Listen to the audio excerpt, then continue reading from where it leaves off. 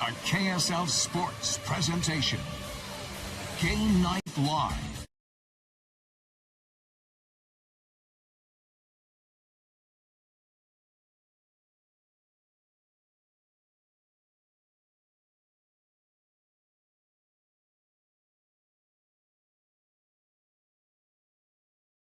Between the Herriman Mustangs and the Mountain Ridge Sentinels renews tonight with a spot in the 6A state semifinals on the line. Jeremiah Jensen, Steven Sylvester joins us as always. Sly, this is a great game, a great matchup. We've seen it already this year.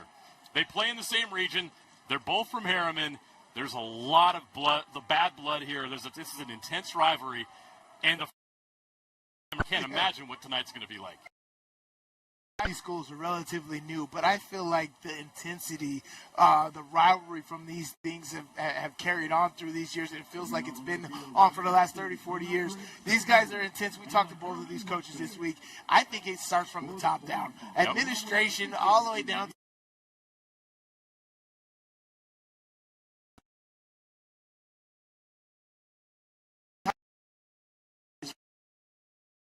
so intense. Couldn't wait to get another shot here at Mountain Ridge, and of course for all the marbles, to a chance to go to for a chance to get a state title in your school. Nothing more than both of these new schools would want to hang a banner in their school. You just saw some of those stars down.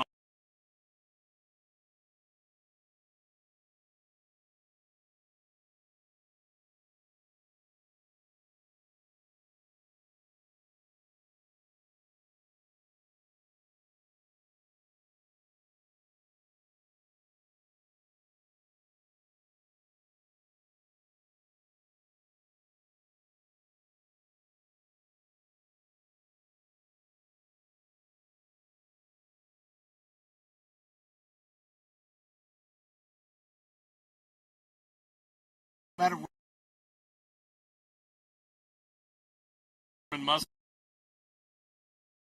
31 yards away from 1,000 yards. And how about coming in at quarterback? Coach Rick season, and he has been a really steady force at quarterback team.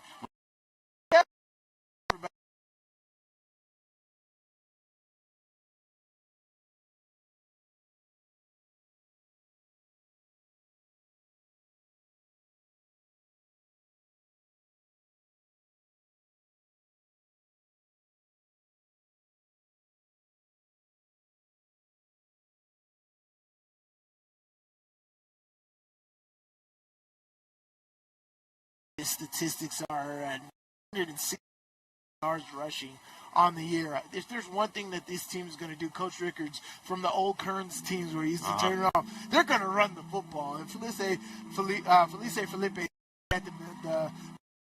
can't wait to see what he does tonight. You mentioned Matt Rickards, what a job he did. And he produced pro football players, Jeffrey Bossa, Jack Kelly for BYU. He coached him at. They went 5-1 in region play. Their only loss this year in region. Robbins did with this program. Not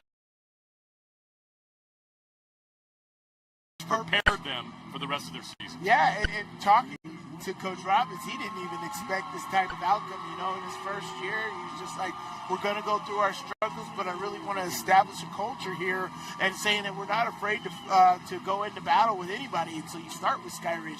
You have this crazy 6A schedule. And going to Lehigh, have a tough win out there, a really close win. I think the score was 10-9 or something like that. They beat Lehigh, yeah. Yeah, they beat Lehigh. 9-6, I believe. Yeah, all their games have been close. Even though the game at Sky Ridge, it was a very, very good football game, man. So he's done a great job with this team. They had that intense matchup against Herriman just 4 weeks ago. There's so many things that they've learned, but this team is playing confident right now, and they're ready to rock every single week. I'll mention our officiating crew tonight.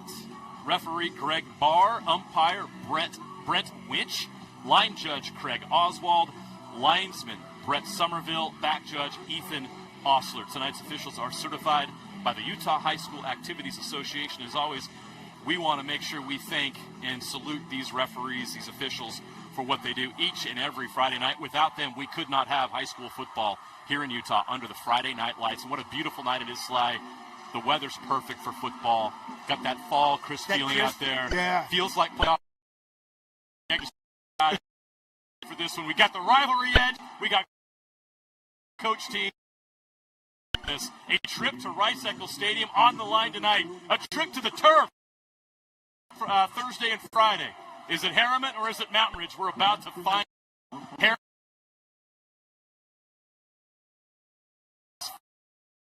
Quarterfinal battle. Stands are packed as well. Full house here tonight. Everybody knows what's on the line.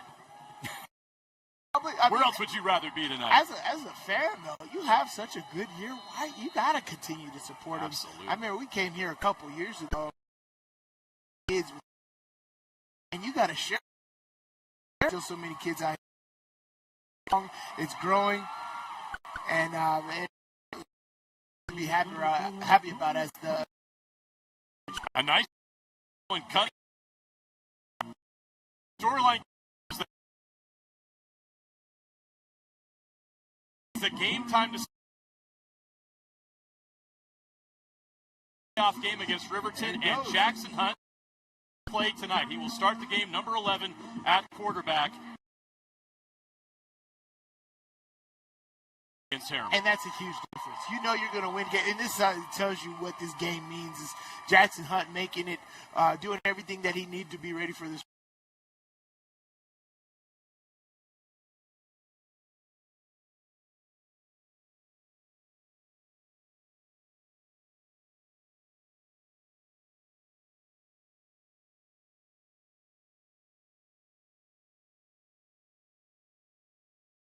Balls.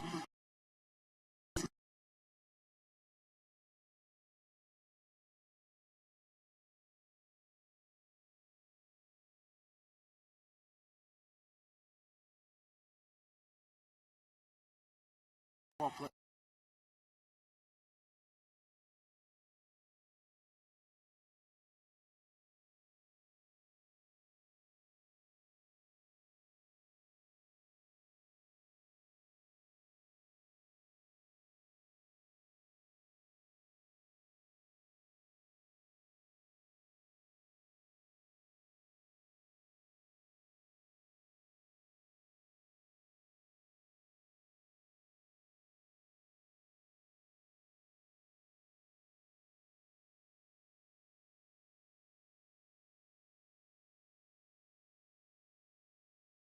Screen See to how Young. he finishes that? The stiff arm. Yeah. A nice gain.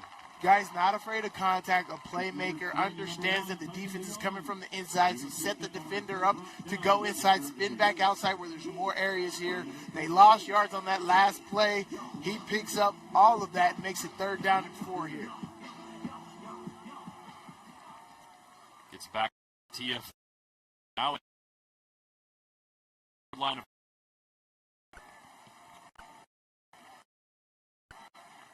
going to check with the sideline. It's a formation. Side down. Hunt Oh, gives nice. up the middle.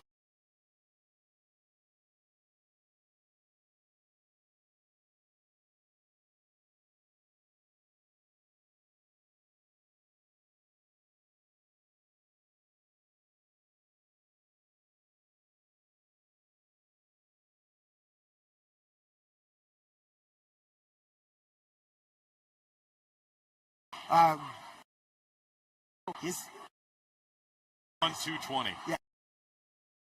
How many?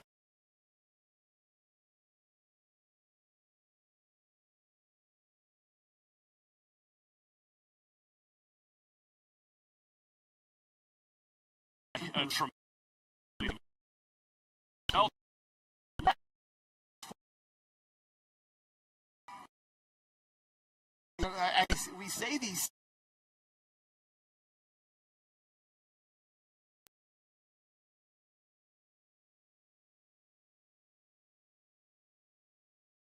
sport nowadays, they can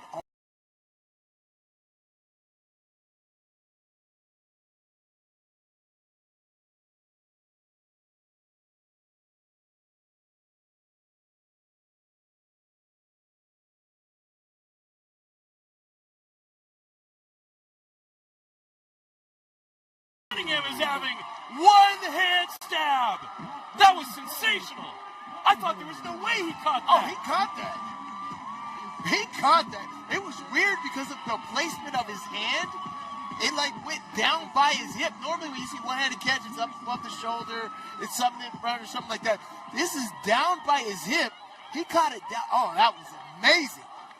Wow. A 30-yard touchdown pass. Jackson Hunt to Cohen Cunningham. They've had quite a connection this year.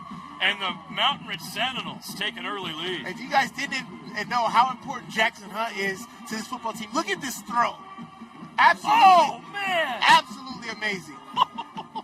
He knew it, too. But look at this. Only where the receiver can get it. And then watch that. That is one-hand grab. Beautiful. If that does that, credit that. Hey, Matt Glade back at the station. Send Log that. Oh, my gosh. That's an FC top 10 type of catch. Not only a Moss, but you got an Odell Beckham one-handed grab right there. And that was beautiful.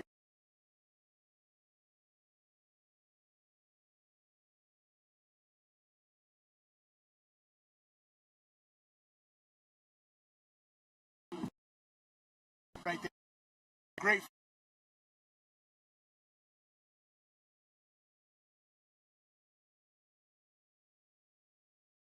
1,221 yards, 12 touchdowns. That's touchdown, and that's what he's going to remember for the rest of his life.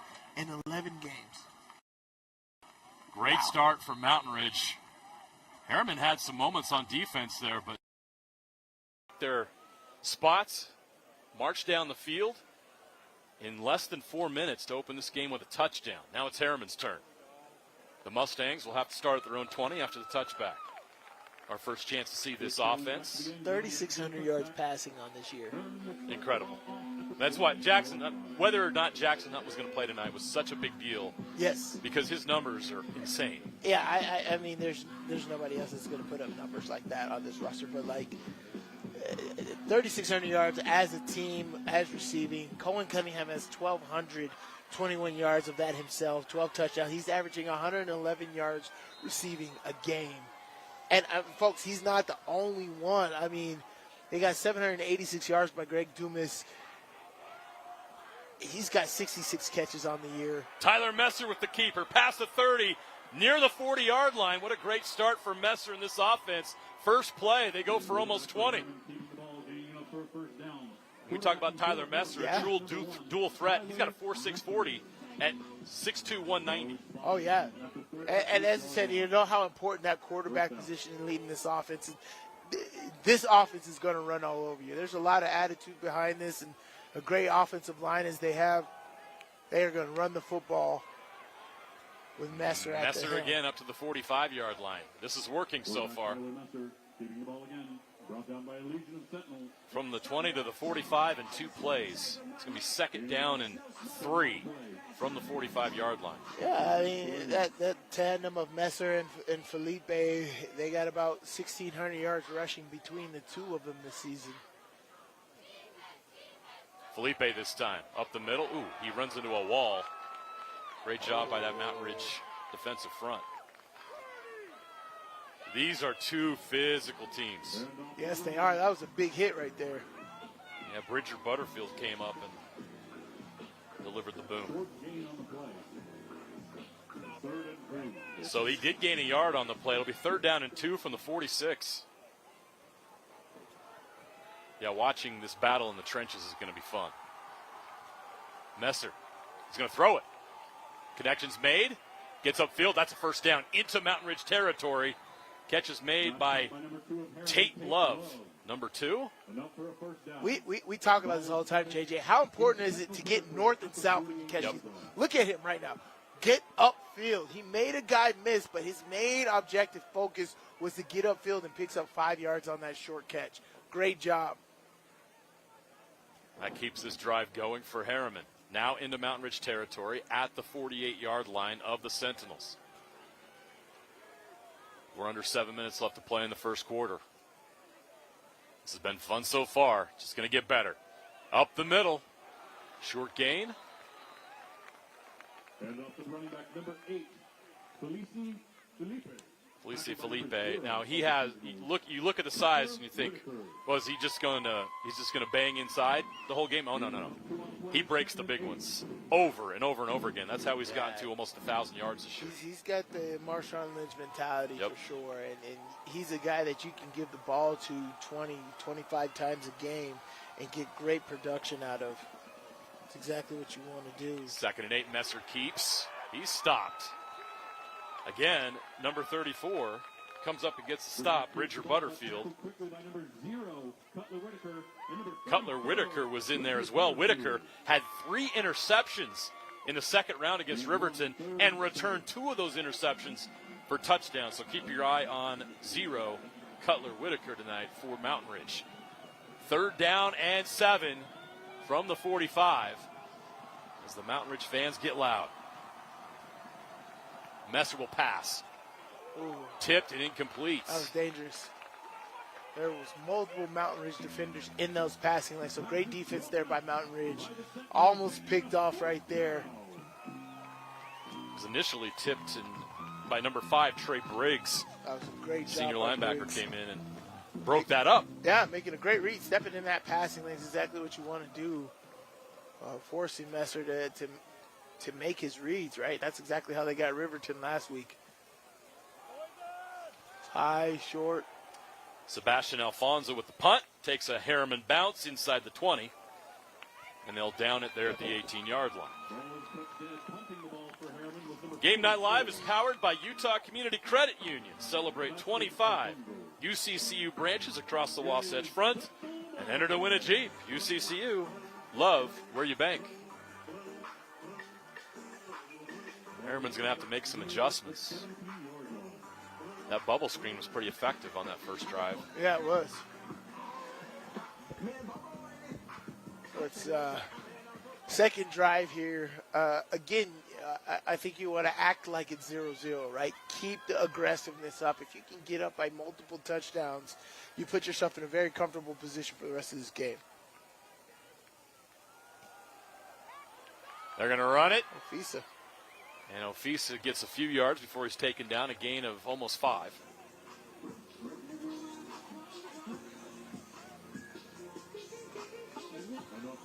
Look at this. A good bounce outside. A lot of running backs coaches hate you bouncing outside, but, sometimes it works. He picks up a good 5 yards on that, so it doesn't matter. He got exactly 5. 2nd and 5 now from the 23. Empty backfield. Jackson Hunt with 5 receivers. Sends 1 in motion. That's Dumas. They're going to throw it outside again. Working the sideline, and that's Titan DeYoung again. So DeYoung already has 3 catches. Yeah, we got to keep up these statistics, man, because it looks like Jackson Hunt is looking for Titan DeYoung early and often in this football game. He's probably going to end up with 13 catches in this game. This is crunch time right here. You got to get the ball to the turf on the line. Yeah, you got to get there. Yeah, so ride your big dogs, and that's Titan DeYoung. Check to the sideline.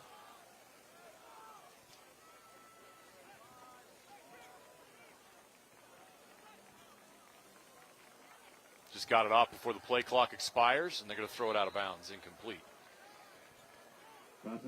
Be 2nd and 10. Again, he was looking for DeYoung.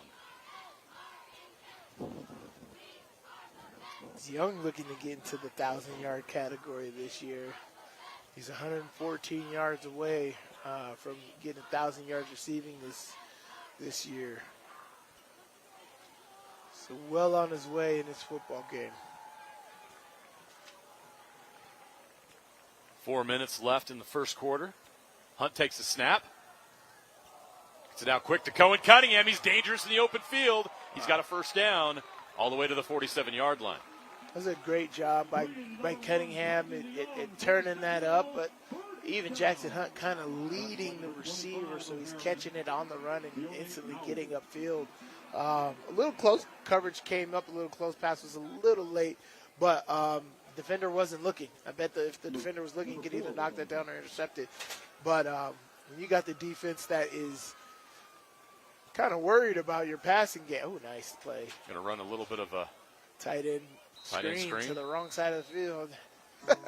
Dumas with the catch, his first of the game. Pick these wide plays on the short side of the field. That's a great play design right there. He rolled out. You're thinking of on the bootleg, and you have a tight end that comes screaming right underneath. You hit it, it just ran out of space. Ran out of territory to run right there. This is a segment on Game Night Live called Sli's Grinding of Gears. Oh, the short passes to the boundary. One of your pet peeves. In high school and college, I just loathe it. Hunt takes the snap, throws outside again for DeYoung. His momentum carries him out of bounds. Yeah, I felt like Jackson wanted that back as soon as he threw it, and that's why it kind of went wide on that, because that defender actually sat down. He wasn't expecting the defender to be in the window, but the defender was. The tight end was actually open on a little height, but he was looking for tight DeYoung all the way, and that defender sat in that window and made that ball sail. Jackson made that ball sail instead of getting directly to him. That's just a hard throw.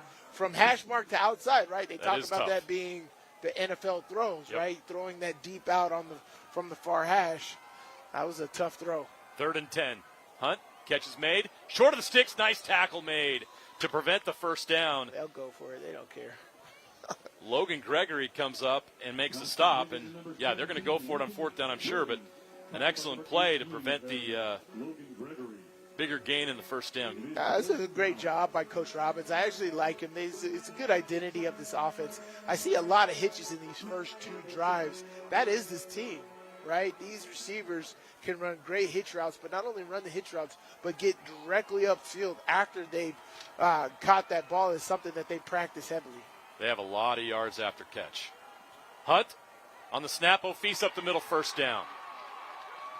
Caught him off guard a little bit, and that's going to move the chains. There's a distraction play right there. Now they'll go up tempo. There's a distraction play right there is to get the defense to relax just a little bit. As soon as you let up, you hike that ball, hand it off, and go. First down and 10 from the 41 of Herriman. Hunt, plenty of time. Looking open. deep over He's the middle. Open. Catch is made at the 21-yard line. Cohen, Cunningham, who else? How about that dynamic duo on that sideline? DeYoung and Cunningham on the same side. That's got to be. And then you got Graydon Dumas, the tight end. They've got a lot of weapons. You got to be shaking in your boots a little bit on that side. Ball is spotted at the 21-yard line in Mustang territory. Another great drive by the Sentinels. See if Herriman can make a defensive stand. Go back to O'Feese. He's got room to run, and the lane closes up. Great job by that front for Herriman to prevent more yards. Gets 4 yards. Again, if you're averaging 4 yards a carry, that's good. That means you're picking up a first down every 3 downs. So that is exactly what you want to do. It'll be 2nd and 10 from the 19-yard line. Actually, sorry, that's going to be 2nd and 8 from the 19. So a 2-yard gain for O'Feese. It's an interesting formation they've got here. I haven't seen that yet tonight. And they're going to play action. Hunt over the middle, into the end zone. Tipped, almost intercepted. That was a bad throw. There was 4 defenders right there.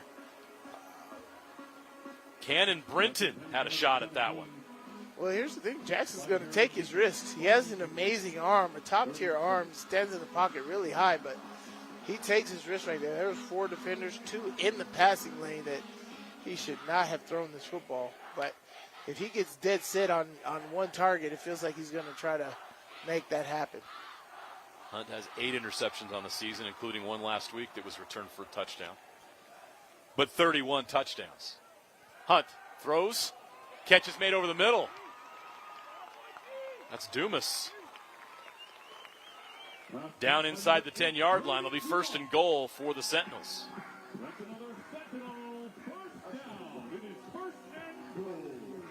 Great execution. Now it's 1st and goal. 5-yard line. Just hand the ball off to O'Feese. I'd hand the ball off to O'Feese twice here. That's what they do. O'Feese into the end zone for the touchdown. A 5-yard score for O'Feese. And the Sentinels take a 13-0 lead. It's a great job with Ofisa's feet right here at getting out of the original hole and then getting back upfield. So it was supposed to hit up inside. It was great penetration from that 3 technique at the end. He bounces it just off tackle, but gets right back north and south and falls forward into the end zone. Your tough short yardage back, which is Ofisa, always does a great job of being north and south and falling forward, right? That's what you love about Bear Bachmeier. When he runs the football, he falls forward when he finishes runs. The extra point is good, and the Sentinels lead 14-0 here on Game Night Live. 37 seconds left in the first quarter. The Sentinels couldn't have asked for a better start in this 6A quarterfinal game.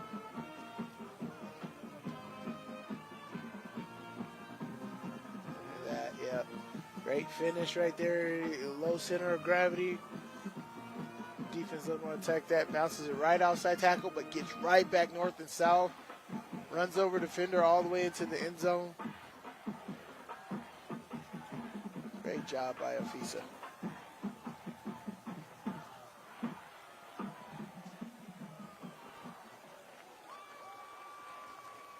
Great crowd here tonight, as we mentioned.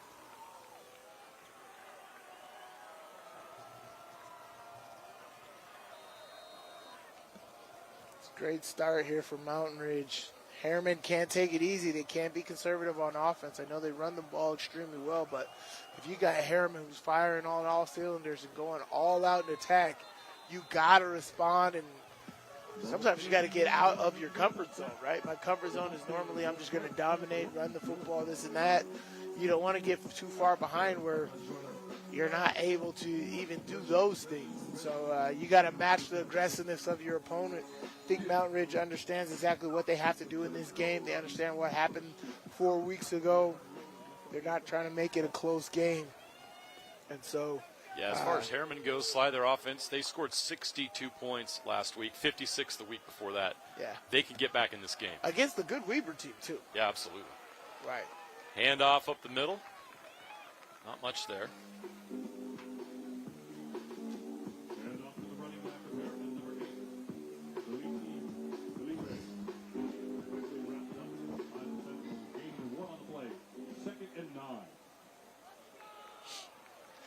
Pickup of a yard there. 2nd and 9.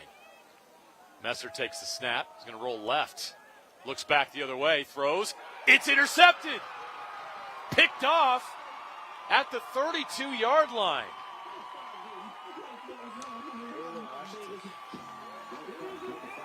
Well, as a quarterback, what are you not supposed to do? That's Braylon Washington, the free safety. 6 foot, 185-pound senior. Washington with the pick. And Mountain Ridge has excellent field position, up 14-0. Yeah, I don't understand that play call. Again, that's you're running a flood route to the boundary. Defense, I'm watching Washington's footwork right there. He really didn't have to move much. Honestly, he got the interception at his original pre-snap spot. He moved to the right a little bit and then came back to the left and picked that ball off. And so, that's what happens when you run those flood routes, outside plays to the boundary. Defense doesn't have to do much to guard you. Gets 3 or 4 yards. That'll be the final play of the first quarter. And the Mountain Ridge Sentinels are in control of this 6A state quarterfinal game, up 14-0 over their rival Herriman here on Game Night Live. We'll have second quarter action right after this.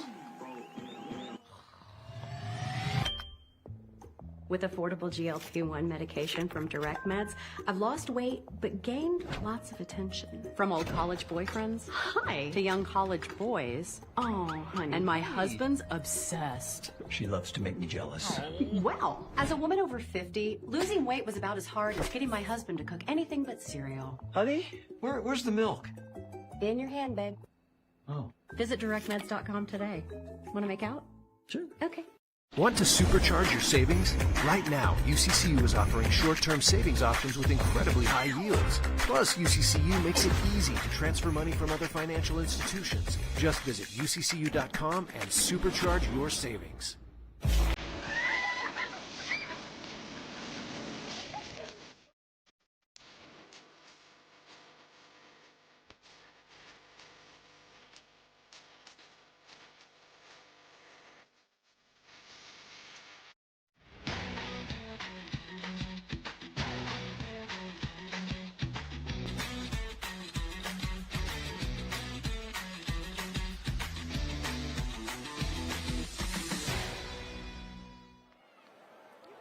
Begin the second quarter with Mountain Ridge at the Herriman 29-yard line after the interception. It's 2nd down and 7. Hunt will give the delayed handoff to number 30, Ashton Gates.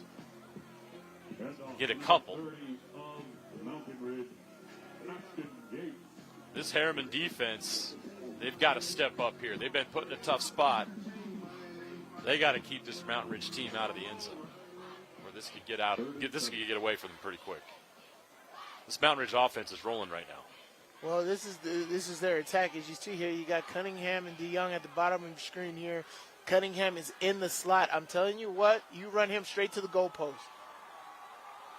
Hunt with an empty backfield. They go with the screen. That's tipped in, intercepted. Wow. What a play.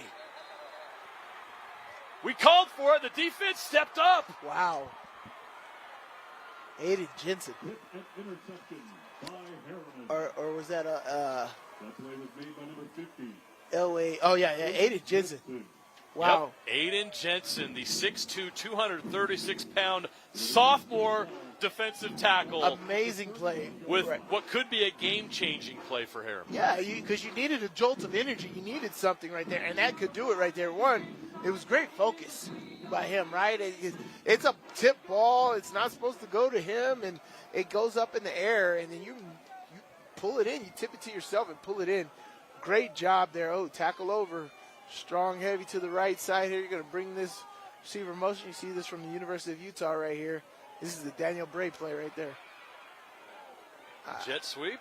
Yeah, but it was a heavy overload to that right side. Here's my thing. Herriman, if you run the football, you need to do stuff like that. Overload aside and just hit him down here. You have more guys than they do, and you just go with it. Oh, there's an injury here. Jay Polanco on the carry. We do have an injury. That does not look good. We'll try to get you an update on the injury. In the meantime, we will take a break under the Friday Night Lights. Game Night Live will be right back after this. Watch out! It's an avalanche of deals coming right at you. Get 2 Icon season ski passes with a new vehicle purchase from Riverton Chevy. We're shredding the competition with SUVs starting at $2. One of those long days working on your feet? Turn your aching feet to happy feet at Salt Lake Running Company. Our award-winning trained staff will provide a custom shoe fitting that will help you find the shoes, inserts, and socks that will make your workday the best it can be. Locally owned and operated for 30 years, SLRC offers rewards, training groups, races, and free community events. Visit us in-store or online today at slrc.com. Your work feet and workout life will get a boost. Back to the action. Austin Freeman, the injured player, got up on his own and ran to the sideline. Hope to see him back in the game soon. Tyler Messer going deep. Can't come back for it. No flags. It could go both ways. I mean, the defender never turned back for the football. But as an offensive guy, you got to go to that football. You got to essentially go through the defender and force the pass interference call right there by going back to the football. He didn't really fight to get back to the football there. Tight formation on 3rd down and 3. They're going to run it, and they're going to get it. They almost broke it. One tackle saves the touchdown. And Felipe can take it to the house from anywhere. I mean, that was in the thick of it, but in the thick of that, you saw some acceleration right here. You saw energy. And if he did break that last line of defense right there, I promise you nobody was going to catch him. Yeah. Oh, my gosh. So Herriman keeps this drive going. This is a crucial drive for the Mustangs. Yes, it is. They've got to stay attached here. 1st and 10 from their own 46. Tight formation. They're going to go back to Felipe. Yeah, Mount Ridge is stacking this box. And don't forget the number 8, Felipe. They're trying to make sure Felipe does not get off in this game. About 3 on the play. 2nd and 7. This is very good. As I said, they've had their success running the ball. You saw the QB keeper on the very first drive. You've seen this overloaded fly sweep right here. You've seen the Felipe loaded up in the middle play here. You got to run the football. Tyler Messer doesn't get much there. Maybe back to the line of scrimmage. It'll be 3rd down. And they're going to give him a yard up to midfield. It'll be 3rd down at 6. What stinks about running offenses, if you get stuffed up on the first 2 downs, you got to throw the ball. Yeah. Right? Because it's very hard to average 7 yards a carry. Right? So that's why having a good 3-4 yard average and setting yourself up on 3rd down. They're going to go back to Felipe, trying to fight for the sticks. He's a little short, but that was he's great. a yard short. Now they got a big decision to make, and I think I know what the decision's going to be. And this is going to be fun. Oh, yeah. You got Messer and Felipe in the backfield. You load up Big Daddy football right here. And you do a B-gap blast right here. 4th and 1 from the 45.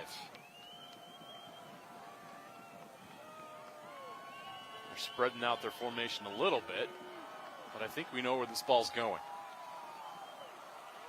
Felipe, he's met in the backfield and he's stopped short. Yeah, Let's see where the officials mark it. Got a second effort? It is very, very close. The far official has him, the short official doesn't.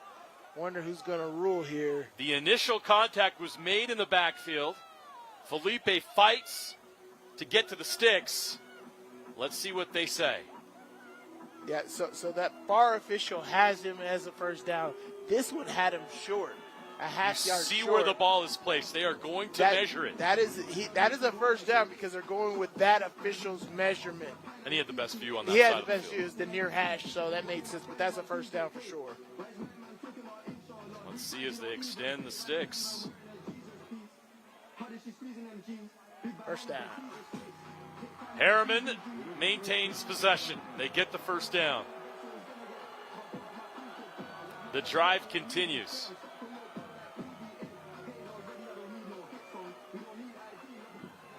How about the job of that offensive line and the fight by Felipe? That was not easy, folks. That was.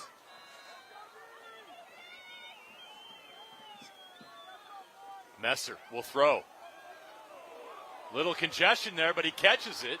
Gets a couple of yards. The catch is made by number 20, Cooper Grundy. It was a great catch by Cooper Grundy. Tate Love needs to get that stock block right there. He has the most important job on that play right there because the offensive line don't know what's going on. As an RPO real quick to the boundary, you've got to get your block on in order to make that successful. Great catch by Grundy. Man in motion. Messer hands off. A flag is in the air. Well, that's a great carry, too. Great job by Felipe to get all the way to the sticks. That's going to be a legal formation. However, there is a flag on the play. Legal formation or a legal shift, 5 yards back, either way, repeat. That's a setback for Herriman. 2nd down. Illegal formation, 5 men in the backfield on the offense. 5-yard penalty, replay 2nd down. Yeah, it happened right at the snap, so he was just waiting for that ball to be snapped to throw the flag. That's a legal formation.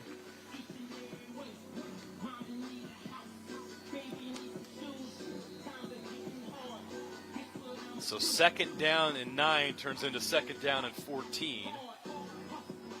Back to the 48-yard line.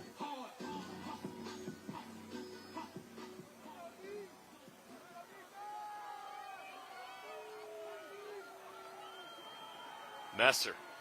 He's going to keep. Gets a block. Now Messer's on the outside. Messer's got a lane.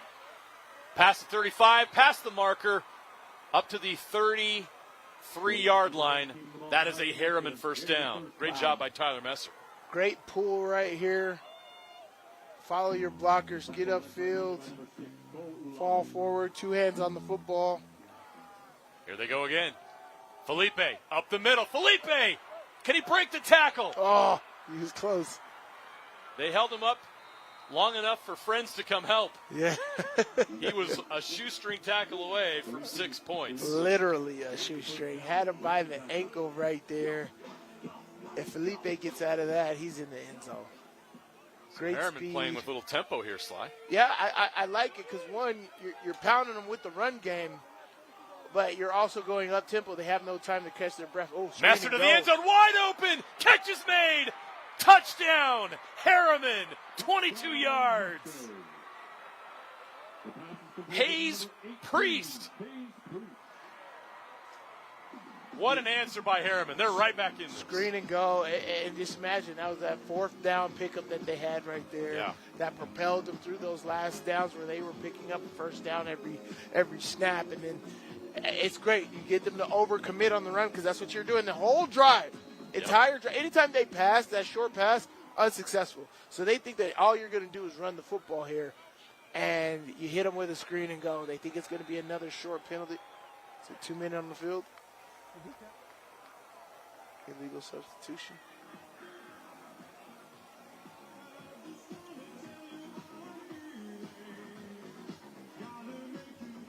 Prior to the snap, encroachment defense number 57. Oh, it's on the defense. Half the distance to the goal. Try. I think they're going to go for 2. Yeah, with the swinging gate field goal attempt and the sudden shift, it made the defense jump off sides. They must not have practiced that this week. Messer with a trouble on the snap is going to go. Can he get there? He can. What a job by Tyler Messer. After the shaky snap, he gets the 2-point conversion. He said he's a speedster, right? He's got 4.6 speed at his size. Yeah, that was a confident run to the edge right there. Everything broke down in the middle. You messed up the snap and handle right there, but you just knew I got the edge right there. Catch me if you can. That's exactly what that was. Look at that. Great play call. Great job by the offensive coordinator. Ground and pound, ground and pound, ground and pound, screen and go. Wide open, ball hung in the air and everything. The defense was so committed to the box and the short screen. Look at that. They had both defenders up there around the line of scrimmage right there. Even the safety's eyes were up and around his line of scrimmage, and he had the vertical route. Great play call right there. I didn't say that was the greatest throw. Messenger could have put a little bit more on the rope right there, but great job. Messenger gets into the end zone. It's like the delay almost helped him. You know what I mean? Yeah. Kept the defense. They went for Felipe, and it gave him a little time to get outside. Right. All right, here's the kickoff. Mount Ridge still going. Out past the 20-yard line. Number 38 of Mount Ridge returning the ball. So the Sentinels have 6:49 left to play here in the first half to get a score. That's plenty of time for them. I have a feeling we're not done yet with the scoring here in this half. That Herriman defense got a big boost with that pick on that last drive. Oh, yeah, they did. That has completely changed the momentum of this game. It's going to be interesting to see how this Mountain Ridge offense responds after that. They've been off the field for a minute. That drive from Herriman took quite a bit of time. So Hunt with an empty backfield, 5 receivers. Now a man goes in motion, and they're going to hand off to him. And he's not going anywhere. Ashton Gates wrapped up by a group of Herriman defenders. There's a little bit of energy right there from that Herriman defense, right? Yeah. And They got a little more juice right now. Yeah, it was a great stab right there. Kemper Castro again. Castro is doing amazing. Another big stop, TFL for him. This is that NFL talent Coach Rickards was talking about. A lot of potential for Castro. Hunt almost intercepted. So close. That would have been a pick 6. Yes. Ball tipped by number 21.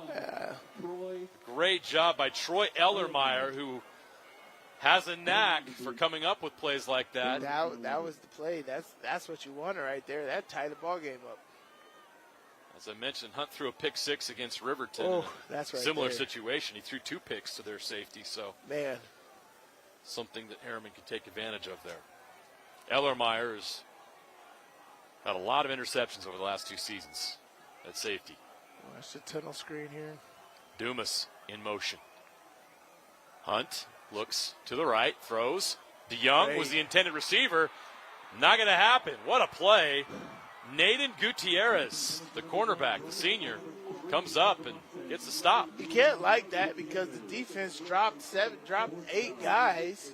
They're just sitting there waiting for you, and you throw from the far hash to a hitch route on the near sideline.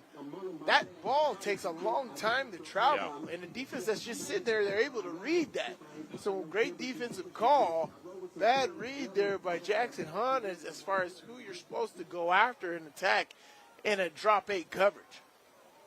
So for the first time tonight, Mountain Ridge will punt.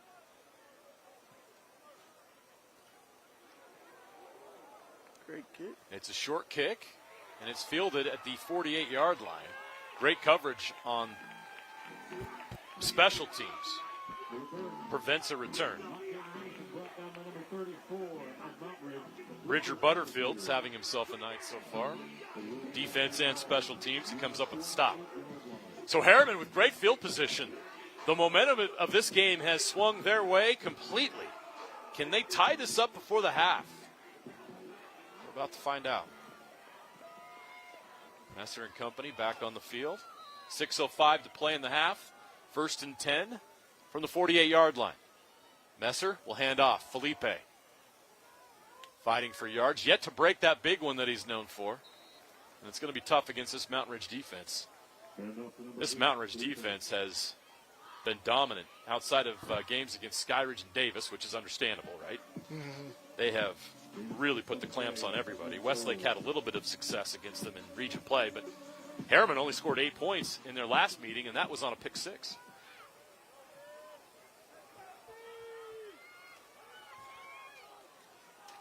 Messer throws, catches made, 1st down into Mountain Ridge territory at the 41-yard line.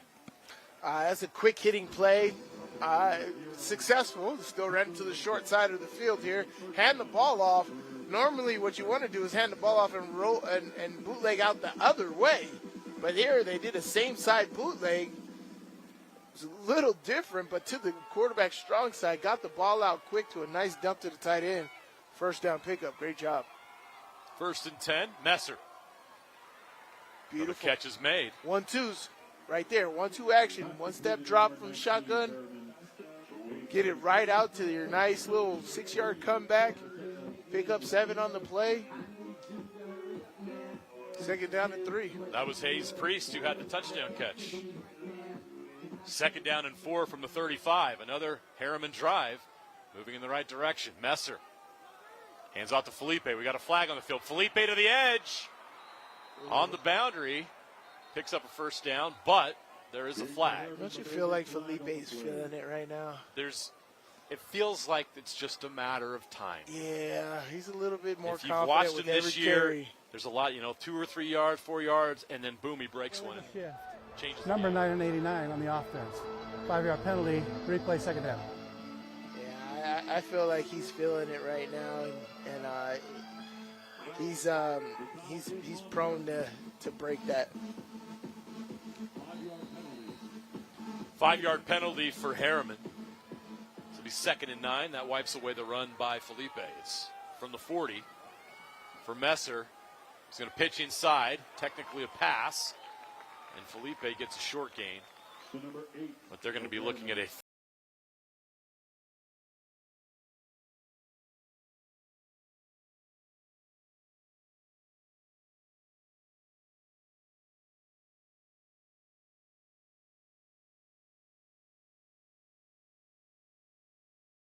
It's great. You give the defense the illusion that you're running a kind of speed option, but you kind of have that off underneath.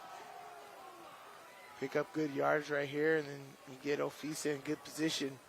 Now it's 3rd down and I feel like they ran that knowing they were going to go for it on fourth down. Yeah, exactly. And they're going up tempo here. Oh no, we got an alignment down. This is not the news that Herriman needs. Especially not if you're going to go for it on fourth down. You need your alignment.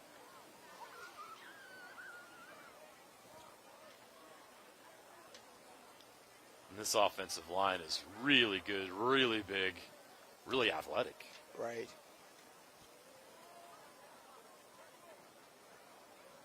Yeah, you run in the ball in those trenches, guys get tangled up all the time. So, unfortunately, these are one of the most common plays here is these guys getting rolled up in these situations.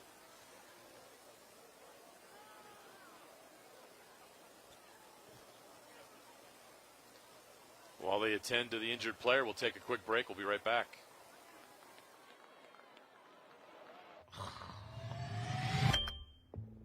With affordable GLP-1 medication from Direct Meds, I've lost weight but gained lots of attention. From old college boyfriends, hi, to young college boys, oh, honey. And my husband's obsessed. She loves to make me jealous.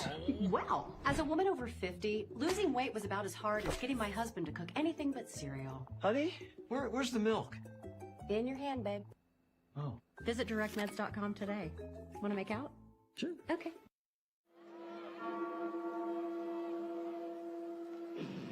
The Herriman bench, 15-yard penalty, fourth down. Wow. A 15-yard penalty was just assessed to the Herriman bench. Unsportsmanlike conduct? Yes. Oh. I don't think they were very happy with why Toa Fenga was just lifted to the sideline and something was said or something. But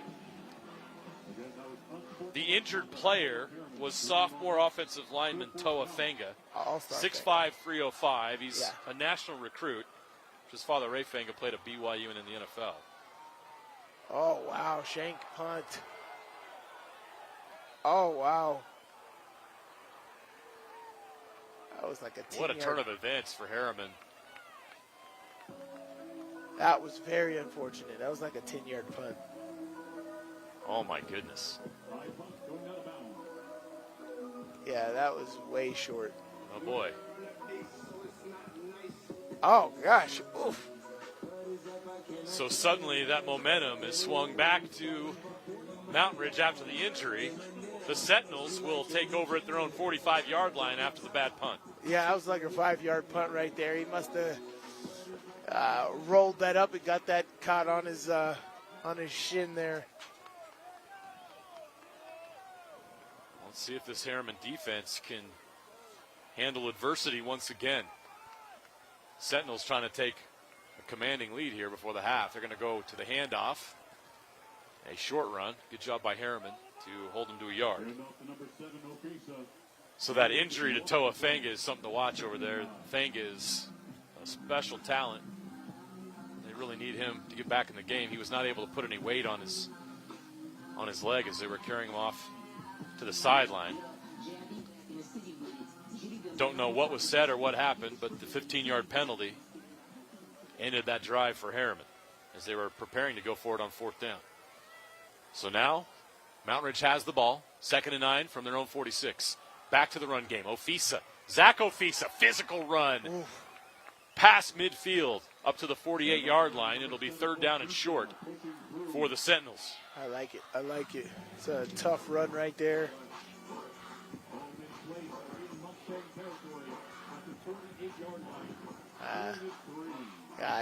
This is where, this quarter's gone by so fast. We look up and we're under 3 minutes here.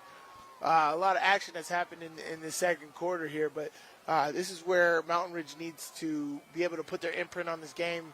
Herriman gets the ball at halftime in the third quarter. You need to be able to get a score here at the end of the first half. We're under 2.5 minutes left in the half, and we have a timeout called by Mountain Ridge. Timeout, Mountain Ridge. That's their first timeout for the first half. Game 9 Live is powered by Utah Community Credit Union. Celebrate 25 UCCU branches across the Wasatch Front and enter to win a Jeep. UCCU, love where you bank.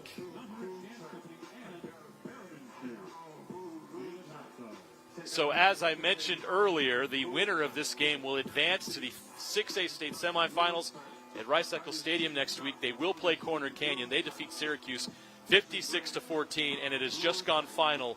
Lone Peak and Davis went to 3 overtimes. Oh, my gosh. And the Lone Peak Knights go on the road and upset Davis 41-38. The Lone Peak Knights are going back to Rice-Eccles Stadium.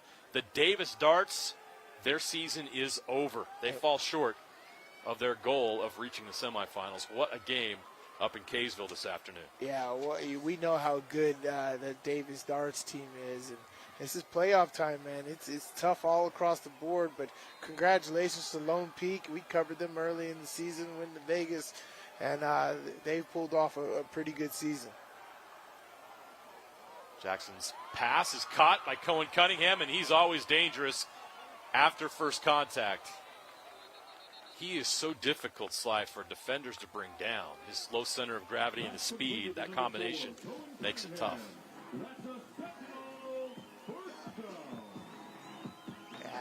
Yeah, he's just one of those guys you get the ball to and watch. He is dynamic. Back to the run. Short Great job by Herriman. Tackle for loss. Short side of the field again. Fun to do, but yeah, you got to be very conscious of the time here. We got 2 timeouts left in this half. Be very conscious of the time if you want to take advantage of this here. Second down at 12 from the 38. Herriman with their 3-man front. Hunt will throw. Comes up short to Cunningham. Oh, wow. And even on a play like that where you think he's dead to rights, he gets a couple yards. I don't know how he got a couple yards. Shake and bake. Oh, yeah. He Ricky Bobbied that. He Ricky Bobbied that for sure. I thought he got out of bounds, but the clock is still running. They got to go. You talk about tempo here. This has just been about 12, 13, 14, 15 seconds run off the clock. Yeah, they're in no rush. I don't know why. Even on a clear night, man, I don't trust, just to get a kick here. But I would take Cohen Cunningham right here. I love this formation and run him straight to the goalpost. Take the inside hip of the safety, run him straight to the goalpost. They only rush 3. Hunt still in trouble. Hunt pulled down. Intercepted. Incomplete. Nearly picked. Ellermeyer came up again. Yes. And had a shot at it. Oh, he's going to get one. He's got to get one. He's been so close. But here, if he had a little bit more time, Cunningham came wide open in the middle on a sit-down route right over the middle. But the pressure Castro applied the pressure. Oh, my God. He's so fast coming across that edge. That's a big, fast kid. Yes, he is. You see what Coach Rickards is talking about. Castro's a beast, 6'4", 235, and he is hunting. 4th and 10. They're going to go for it. The clock stopped with 48 seconds, and now Mountain Ridge will call a timeout. Mountain Ridge. That's their second time out of the first half.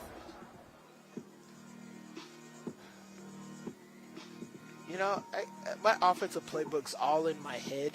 I need to get that on paper. I got interesting formations, things that I'd like to do, stuff that I've seen, stuff that I've made a little adjustments to. I just get into situations like this, and I'm just like, what would be so effective? I see that, but again, it goes to how you run it, because football is so flexible nowadays. Your traditional hitch route isn't just go up 5 yards and sit, right? You got to attack the hip of the zone of that defender. If it's this particular defender, then you have to attack them this way in order to sit down. You got to sit out outside the hash. So many different variations with all that. So this is 4th down here. 4th and 10 from the 46. They're going to punt. I think I would have went for it. 48 seconds left in the half. Herriman does get the kickoff to start the second half. Great height. Oof. That's going to take some time off the clock. Great bounce. That's a good kick. That is. That took almost 14 seconds off the clock.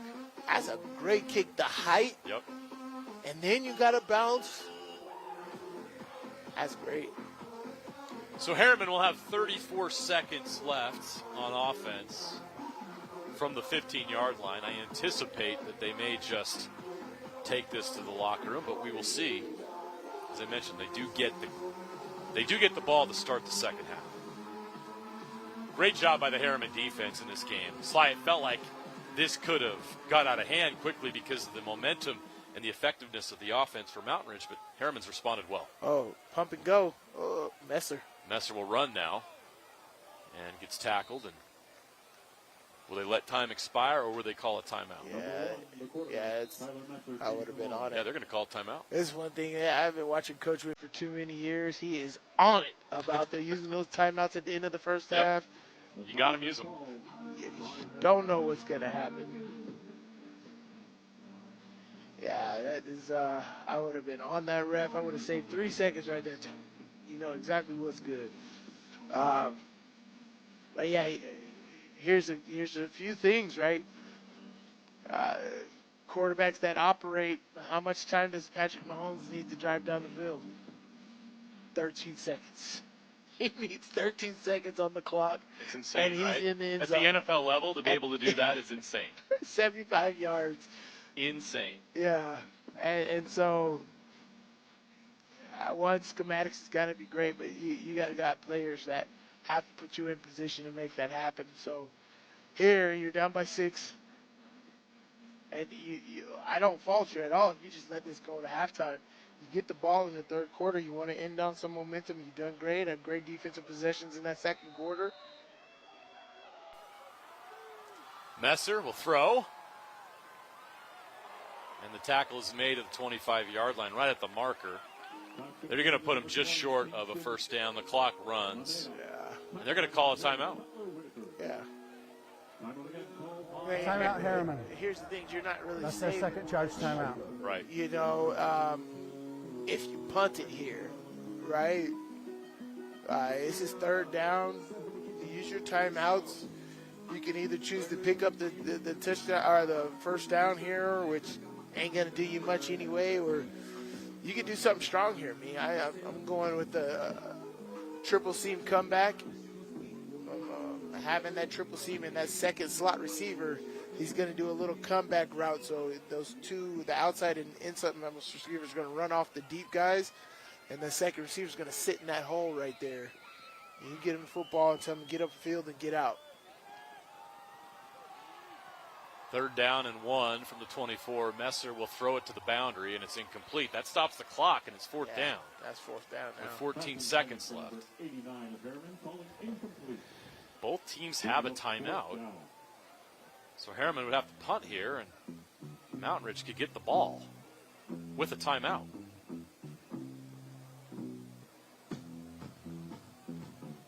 They'll send the punt unit on.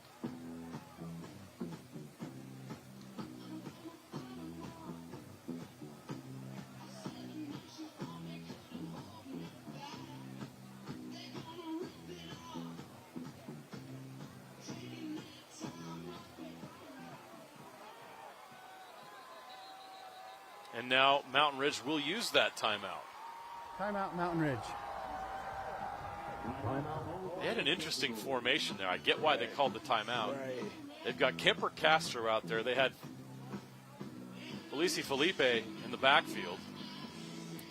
It's just weird, right? In the half, like 14 seconds. What are you guys doing? Just go to half. Every second counts. You're trying And they got him to take the timeout. You're trying to get to the turf up on the hill. Yep.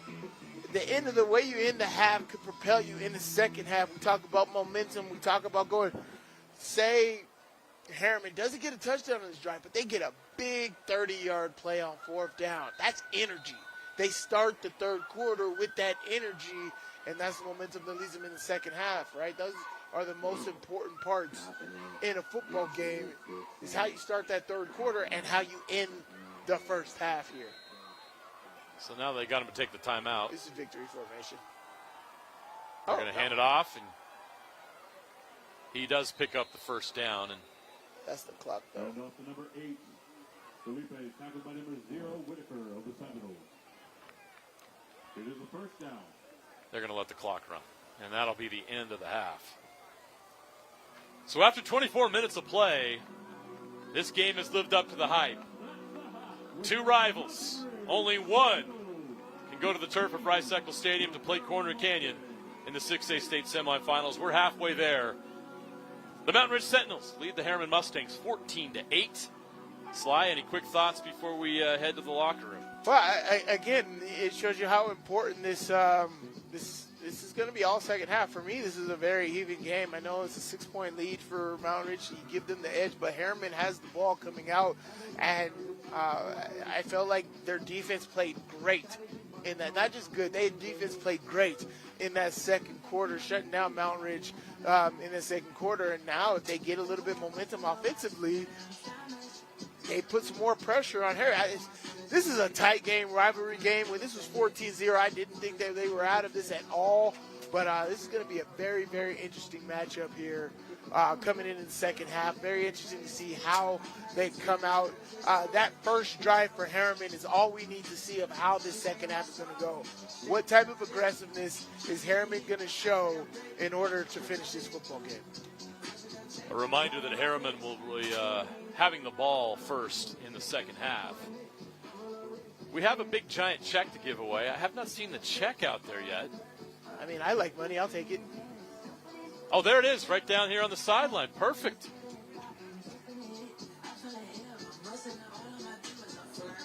Come on, UCCU, don't play with my money. Give me that check. I like. Give me my checks. money. What they say on Semi-Pro? Take it to the big check bank. There you go.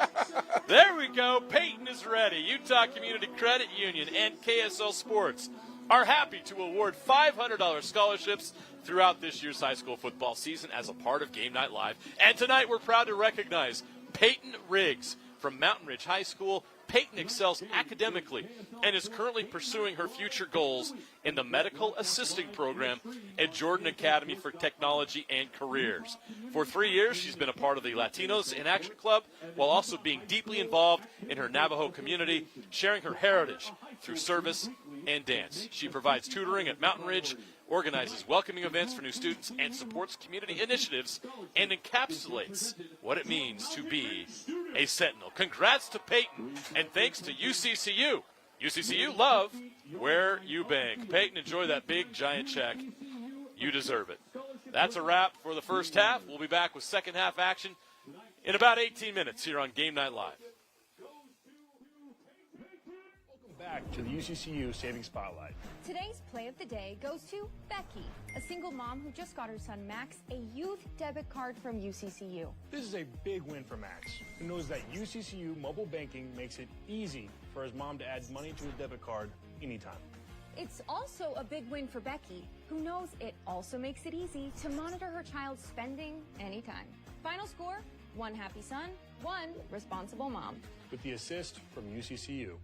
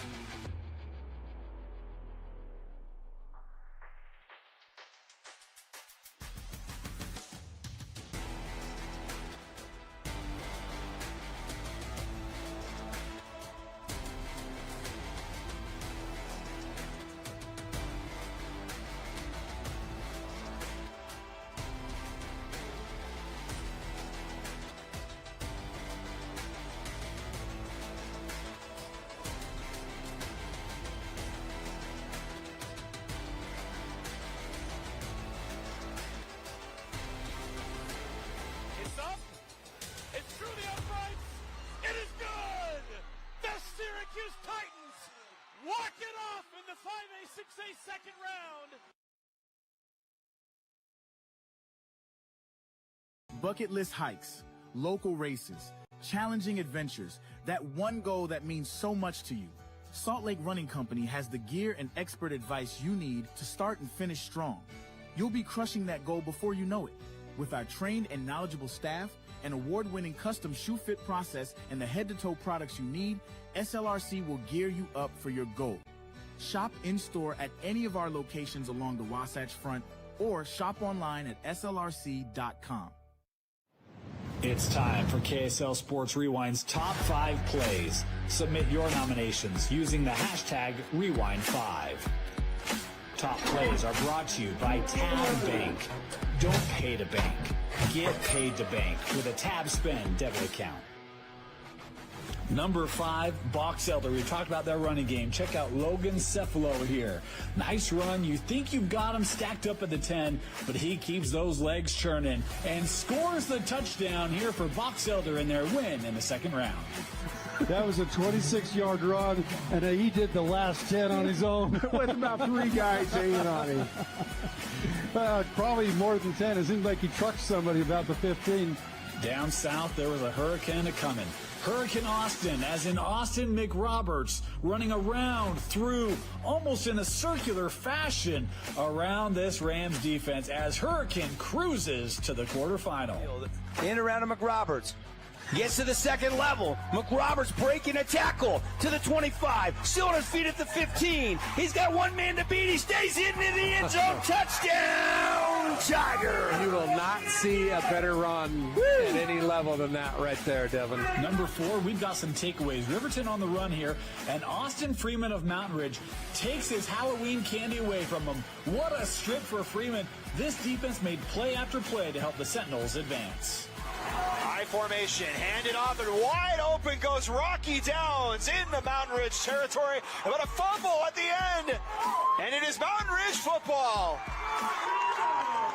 Fremont hosting Alta, and Fremont here looking for their stud Moa, but Riker Ellis had other plans. This ball deflected, and Ellis out of midair able to pick it off for Alta.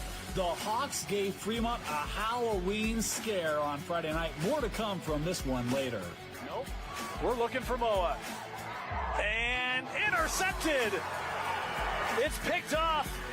Moa was trying to kind of deflect it to himself, but Riker Ellis, who made that tackle on the last play, comes up with the out the pick. Layton taking on Corner Canyon deep in their own territory. This pass through the receiver's hands and intercepted by Tate Patterson for this Corner Canyon defense as the Chargers roll again. And they have a second down and 8. Thomas throwing it, and the ball is intercepted. Tate Patterson comes away with it, and Doug, just as I bring it up, they pick up a turnover. Number 3, Grantsville trailing Juab, and Dallin Van Vleet here, just trying to stay alive, keep the play alive, just flings this out before going down as Jackson Jensen makes the catch and then takes it across midfield after doing some Houdini magic here for Grantsville. Wasps bring pressure. Van Vliet, is he going to go down? He gets rid of it, just shovels it. Caught by Jackson Jensen, who makes a man miss, turns upfield. Jensen still on his feet, gets the first down and falls forward. An impossible play becomes possible. Van Vliet goes Patrick Mahomes, Eli Manning just shovels the ball forward. And then Snow Canyon trailed Green Canyon late on Friday night. Check out this play. Isaiah Thompson trying to keep it alive, able to pitch it. Brody Lounsbury now down the sideline, trying to keep the Snow Canyon alive late. The comeback would fall just short, but a heck of a play here for the Warriors. Now Olsen back in the gun. Takes the snap. He's going to whip it out, and that will be caught by Thompson. He's going to fling it back. He's got Lounsbury down the sideline. 30, 25, and he's going to go down at about the 23-yard line. A little lateral, little hook and ladder from the Warriors. What do you think? We got that rivalry once again in the second round. Orem, Timpview, Tate and Ka'awa buying time, keeping the eyes down the field. Check out Bet Coy. How in the world does he bring this in? Goes up, makes the catch, and the touchdown for the Tigers. Ka'awa drops, looks, pump fakes, pulls it down. Now he's going to go left, throws into the end zone. Touchdown! Back Coy! Tayden Ka'awa connecting. What a fantastic throw. And Ka'awa just kept his eyes downfield, made a guy miss here, made a guy miss there. Makes a nice throw into the end zone. It gives his guy a chance to go up and make a play. And Beck Coy, big 6'5", 207 receiver, does the job. So Number 2, Weber took on Herriman. Check out this play. The heave. Couple defenders there. No, it's deflected, and Drayson Munoz there to grab it and score for the Warriors. One of the higher scoring second-round games in 6A.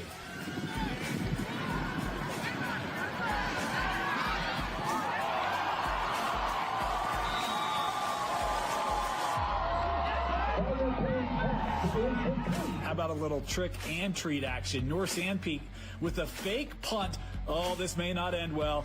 Well, never mind. Chatchin Osborne stays with it for the Hawks to get the trick and treat here for North Sanpete. Look to punt. Now he's going to fake it. Throws it to the left side, and that's going to be caught by Chayton Osborne. It was tipped by Stone Mortensen, and Chayton brings it in. But really good coverage by Stone Mortensen. He went to high point the ball. It just bounced off his fingertips in the hands of, as you mentioned, Chayton Osborne, and picks up positive yards all the way down to the 15-yard line for North Sanpete. Mountain Ridge's Titan DeYoung is a sick, sick man. He catches everything. Even David S. Pumpkins would be afraid of having to cover him. A one-handed stab. DeYoung makes a catch of the year every week for the Sentinels. 1st and 10 at the 36. Hunt to throw with pressure coming. Floats one near side for DeYoung. What a catch! Titan DeYoung going up with one hand. 1st and goal, Mountain Ridge. Put that on the highlight reel. Down to the 5, gain of 31. And your top plays of the week, we go back to Fremont. Out to trailing, 4th and goal. Looking back of the end zone. And Tristan Mann rakes leaves and the ball to save the game for Fremont. So it's 4th down from the 5. Brown looking to the end zone. Incomplete. Incomplete. Look at the coverage by Tristan Mann. Wow, what a play. That's a heck of a play by Tristan Mann. That ball is caught. He comes in with the arm swipe to break that up. Number 12 with the play of the game. North Summit down to the last play of the game. Crew Richens here to throw it up, looking for some magic. Knox Wolstenhume, dressed up as a magician on this play, makes an incredible catch to advance North Summit in the playoffs. Crew Richens, shotgun formation. Millard showing a rush of 3. That's what they bring. Richens taking time, throws for the end zone. He has a man. It's in the end zone. And he caught it. Touchdown. Touchdown. Wow. Touchdown, Wolstenhume. Wolstenhume with the catch in the end zone. And that ends the ball game. What a throw and what a catch. That's the ball game. There'll be no try. That ends the game with a final score of 18-14. And those are KSL Sports Rewind's top 5 plays of the week. If you have a top play, send it to KSL Sports Rewind on social media at KSL Sports Rewind using the hashtag Rewind5. One of those long days working on your feet? Turn your aching feet to happy feet at Salt Lake Running Company. Our award-winning trained staff will provide a custom shoe fitting that will help you find the shoes, inserts, and socks that will make your workday the best it can be. Locally owned and operated for 30 years, SLRC offers rewards, training groups, races, and free community events. Visit us in-store or online today at slrc.com. Your work feet and workout life will get a boost. Want to supercharge your savings? Right now, UCCU is offering short-term savings options with incredibly high yields. Plus, UCCU makes it easy to transfer money from other financial institutions. Just visit uccu.com and supercharge your savings. Welcome back to the UCCU Savings Spotlight. Today's play of the day goes to Becky, a single mom who just got her son Max a youth debit card from UCCU. This is a big win for Max, who knows that UCCU mobile banking makes it easy for his mom to add money to a debit card anytime. It's also a big win for Becky, who knows it also makes it easy to monitor her child's spending anytime. Final score, 1 happy son, 1 responsible mom. With the assist from UCCU.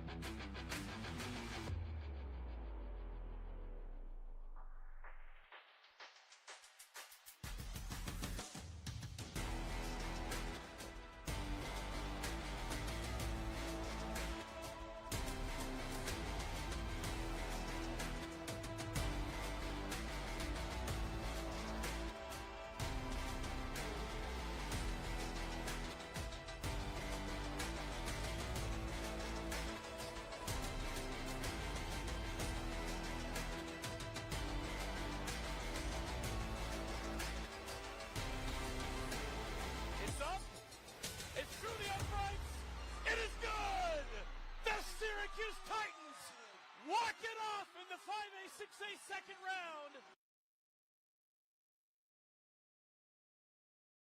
Bucket list hikes, local races, challenging adventures, that one goal that means so much to you. Salt Lake Running Company has the gear and expert advice you need to start and finish strong. You'll be crushing that goal before you know it. With our trained and knowledgeable staff, an award-winning custom shoe fit process, and the head-to-toe products you need, SLRC will gear you up for your goal. Shop in-store at any of our locations along the Wasatch Front or shop online at slrc.com. It's time for KSL Sports Rewind's top 5 plays. Submit your nominations using the hashtag Rewind5. Top plays are brought to you by Tab Bank. Don't pay to bank. Get paid to bank with a Tab Spend debit account. Number 5, Box Elder. We talked about their running game. Check out Logan Cephalo here. Nice run. You think you've got him stacked up at the 10, but he keeps those legs churning and scores the touchdown here for Box Elder in their win in the second round. That was a 26-yard run, and he did the last 10 on his own with about 3 guys hanging on him. Probably more than 10. It seems like he trucked somebody about the 15. Down south, there was a hurricane coming. Hurricane Austin, as in Austin McRoberts, running around through almost in a circular fashion around this Rams defense as Hurricane cruises to the quarterfinal. In around to McRoberts. Gets to the second level. McRoberts breaking a tackle to the 25. Still on his feet at the 15. He's got one man to beat. He stays hidden in the end zone. Touchdown, Tiger. You will not see a better run at any level than that right there, Devin. Number 4, we've got some takeaways. Riverton on the run here, and Austin Freeman of Mountain Ridge takes his Halloween candy away from him. What a strip for Freeman. This defense made play after play to help the Sentinels advance. High formation, handed off, and wide open goes Rocky Downs in the Mountain Ridge territory. About a fumble at the end, and it is Mountain Ridge football. Fremont hosting Alta, and Fremont here looking for their stud Moa, but Riker Ellis had other plans. This ball deflected, and Ellis out of midair able to pick it off for Alta. The Hawks gave Fremont a Halloween scare on Friday night. More to come from this one later. Nope. We're looking for Moa. And intercepted. It's picked off. Moa was trying to kind of deflect it to himself, but Riker Ellis, who made that tackle on the last play, comes up with the out the pick. Layton taking on Corner Canyon deep in their own territory.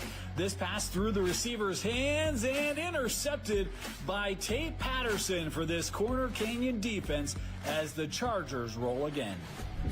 And they have a second down and 8. Thomas throwing it, and the ball is intercepted. Tate Patterson comes away with it, and Doug, just as I bring it up, they pick up a turnover. Number 3, Grantsville trailing Juab. And Dallin Van Vleet here, just trying to stay alive, keep the play alive, just flings this out before going down as Jackson Jensen makes the catch and then takes it across midfield after doing some Houdini magic here for Grantsville. Wasps bring pressure. Van Vleet, is he going to go down? He gets rid of it, just shovels it. Caught by Jackson Jensen, who makes a man miss, turns upfield. Jensen still on his feet, gets the first down and falls forward. An impossible play becomes possible. Van Vleet goes Patrick Mahomes, Eli Manning, just shovels the ball forward. And then Snow Canyon trailed Green Canyon late on Friday night. Check out this play. Isaiah Thompson trying to keep it alive, able to pitch it. Brody Lounsbury now down the sideline, trying to keep Snow Canyon alive late. The comeback would fall just short, but a heck of a play here for the Warriors. And now Olsen back in the gun. Takes the snap. He's going to whip it out, and that will be caught by Thompson. He's going to fling it back. He's got Lounsbury down the sideline. 30, 25, and he's going to go down at about the 23-yard line. A little lateral, little hook and ladder from the Warriors. What do you think? We got that rivalry once again in the second round. Orem, Timview, Taden Ka'awa buying time, keeping the eyes down the field. Check out Bet Coy. How in the world does he bring this in? Goes up, makes the catch, and the touchdown for the Tigers. Ka'awa drops, looks, pump fakes, pulls it down. Now he's going to go. We're back at Mount Ridge High School here in Herriman for second half action in this 6A state quarterfinal matchup between two rivals. The Mount Ridge Sentinels lead the Herriman Mustangs 14-8 at halftime. Jeremiah Jensen, Steven Sylvester with you. Beautiful night here in Herriman. My goodness, what a scene here under the Friday Night Lights. We're looking at that. We were doing the radio show before. We were pointing out what we have to the south of us, what we have to the north of us, we have to the east of us. It is a beautiful setting. Every single high school we go to here in Utah. We're spoiled with the scenery, and we're spoiled with the football. It's been a great game so far, Sly. Herriman's going to get the ball first to start the second half. What's going to be key for them to get a comeback win here? Felipe. That's all I'm thinking in this half. When I've seen this whole first half here, I've seen the running game is what gets them to the end zone. Of course, the touchdown got him, but what got him there was the running game and how Mountain Ridge had to load the box for the running game, and then they hit him over the top with the pass. Felipe has to bring out his best game here in the second half. They are in control right now. They get the ball to start out with, but Felipe has to get out. I think they have to give him the ball at least 15 times in this second half. Between Messler and Felipe, that is how this offense gets on track. And then on defense, Kemper Castro, the coach was right. He's got really NFL talent. He's very impressive. He's got to have another big half on the defensive side of the ball as well. But that's how Herriman wins this game. Felice, and then Kemper Castro on defense is going to be absolutely pivotal in their second half matchup here. How about for Mountain Ridge, real quick? Obviously, their offense was rolling. The interception allowed Herriman to get back in it. What do they need to do here to maintain control? I feel like they got to design more plays to get their guys the ball. What they've done is try to attack the edges with Titan DeYoung and Cunningham, but they haven't designed play yet. And Herriman is sitting out on the edges. You get Kipper Castro's bringing pressure. You got to get Jackson Hunt to get Cunningham and DeYoung the ball in more advantageous positions. That means you got to scheme those guys to be more on the inside, take advantage of those inner routes where they don't have the defender as the outside as another defender, that have the sideline as another defender. They can have the whole field to work with. So you got to get Cunningham in more advantageous positions, DeYoung in more advantageous positions. Get the ball out of Jackson Hunt's hands quickly and easily, because he throws a great ball, but you're going from far hash to far sideline is not a good throw, and they're doing that way too often in that second quarter. The winner of this game will meet Corner Canyon in the 6A state semifinals next week on the turf of Rice-Eccles Stadium. Herriman will start this drive at their own 20-yard line after the touchback. Herriman trails by just 6. They got a 2-point conversion after their touchdown. Let's see what this Herriman offense can do. This is a crucial drive to open the second half for the Mustangs. Sly, we'll see if you're right. Felipe will be the key here. I tell you, I would ride that horse on their scoring drive in the second quarter. They went Messer, Felipe. Messer cuts it back, gets about 4 or 5 yards, and a flag comes in late. Late flag. Tyler Messer keeping the ball, tackled by number 99 of the Sentinels, Jackson Brown. Game about 2 on the play.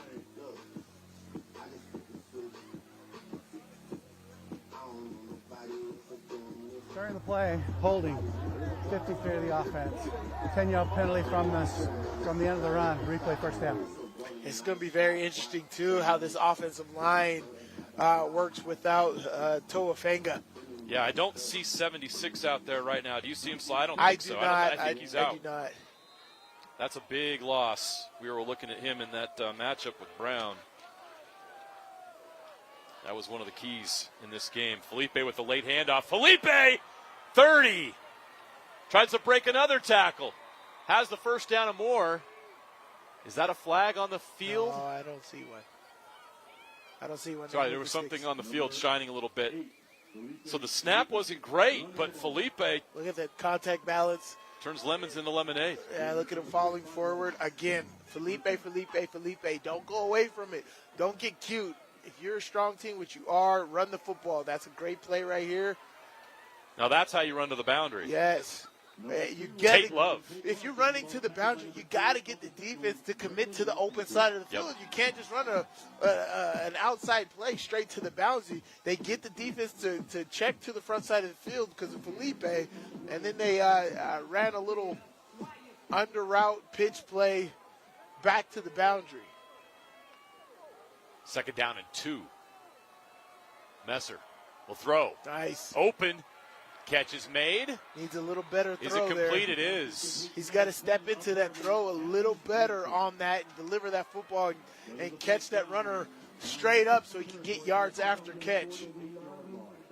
Gavin Hansen with the catch. That's a first down for Herriman. But that was a great play call right there. You get the linebackers to commit on the run, and you get the outside defenders to commit on the smoke pass, and you throw a slant right behind it.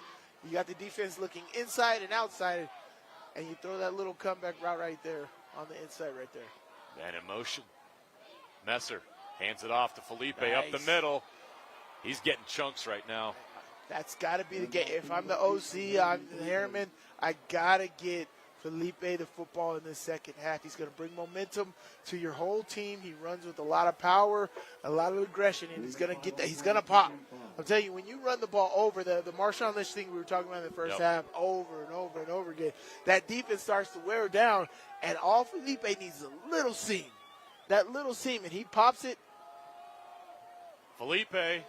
Yeah. He's got another first down. Well, they're going to mark him barely short, but that's a good run on second down. Oh, I would have gave him the first down. I thought he leaned over that 38-yard line, but you're saying he only got to the 39.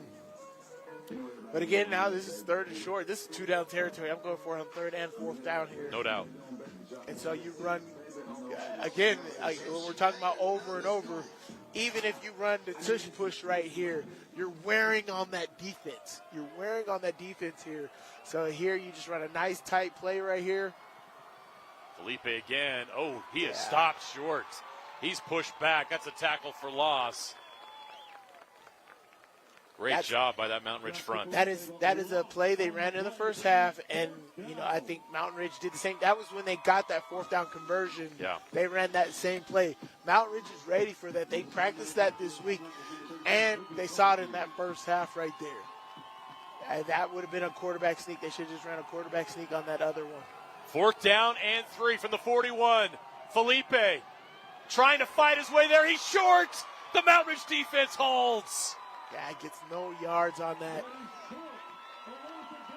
Yeah, that is a massive play. I understand the mentality by Herriman to want to run that football right there, but who are you missing on that offensive line? Toafenga. You're missing Toafenga to be able to get that push, and that's who you run behind in these situations. Honestly, he should have kept that ball. Yeah. Messer should have kept that ball. The way the DN was crashing on that, he should have kept that ball. He had a receiver out there stock blocking. He would have picked that up for a good 5-yard gain. Turnover on downs. The Mountain Ridge Sentinels take over at their 41-yard line. A great job by the Sentinels defense to get the stop. 1st and 10, Mountain Ridge. Fisa comes back in the backfield here. Oh, that's just going to throw it away. Grounding, isn't it? Oh, no, never mind. There's a receiver right there. Sorry.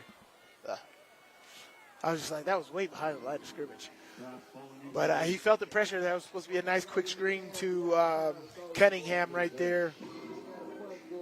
But again, this is what the keys to success that we talked about. Yep. Getting the ball into Cunningham and DeYoung's hands in advantageous positions, right? That was to the short side of the field.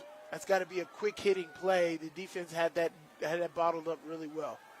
Hunt throws. Titan DeYoung goes up and gets it. Is he out of bounds? No, he comes down with 1 foot in bounds. I think that was a butt cheek.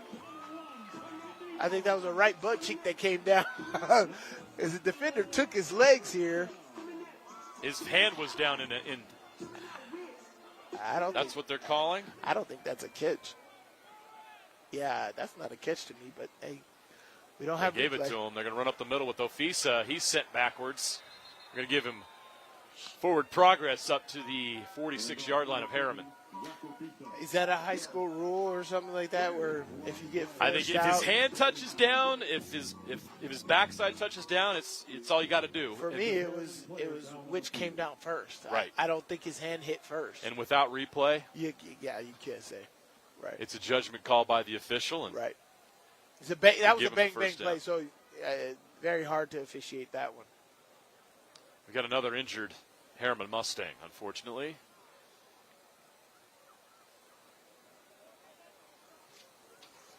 Game 9 Live is powered by Utah Community Credit Union. Celebrate 25 UCCU branches across the Wasatch Front and enter to win a Jeep. UCCU, love where you bank. We'll try to get a number on that injury, and they're tending to the player right now. Here's another look. What do you think, Sly? What comes down first? The hand, or does he touch the white line? I don't know. Number 77 is up and walking. Because I think he wanted his hand to come down, but that left foot looked like it tapped. Yeah. Watch that left toe outside. It's too close, and the referee saw the hand. So the injury. Great job by our replay guys. Is Nu'u Maui. He'll go to the sideline. Let's hope he can get back out there. Injuries have been a story in this game so far. A few guys have been nicked up. Jackson Hunt. Play action, throws to Dumas, the tight end. He's not getting to get much. That defense does a good job wrapping him up. Yeah, that's his check down right there. I think he was wanting to look for Dumas long, but the defense had that covered pretty well. Troy Elmeyer is he's doing great. As I said, he's getting his hands on a couple balls to where he might get interceptions. They're double teaming Titan DeYoung down here. 3rd down and 7 from the 44. Hunt will throw over the middle. Too much on it, almost intercepted. Sione now had a chance. But now Mountain Ridge is going to have to punt. So the Herriman defense again, Sly, answers the call. Tough spot they were in, and they get it done. They've been doing a terrific job since that second quarter started. Jackson Hunt just throws that ball way too high. That's one of those rope plays right there. Not an easy throw. You got to put that on a line that was way too high for Greg Dumas. High snap. It's controlled. Punt is away. Nice high kick.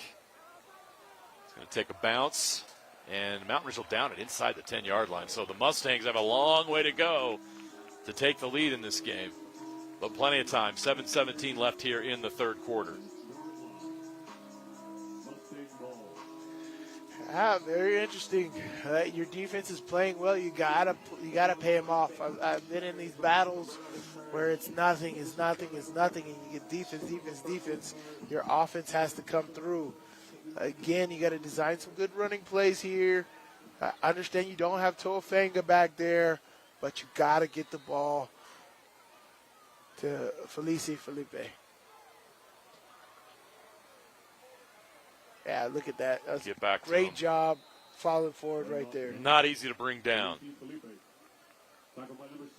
It takes a village. It definitely does, especially when you got running backs like that. Oh, no, we got another Herriman. This looks like cramps. That's your big right offensive tackle right there. Yeah, Elway Iono is trying to stretch out here a little bit. So that would be it. I mean, check that. Is that number 76 out there? Toa Fenga's back in the game. Number 76, Toa Fenga's back out there. But now Iono's got to go take a seat while he's dealing with cramps. But it's great news for Herriman to have Toa Fenga back there, the star sophomore. Yeah, Iona, he's trying to stretch it out. He's like, I'm good. Go back. He's like, no, we stopped the game for you. You got to go out. Yep. Second down and 5 from the 13. Yeah, Toa Fenga is your left tackle here. Messer pitches outside. Felipe trying to get to the edge, does not.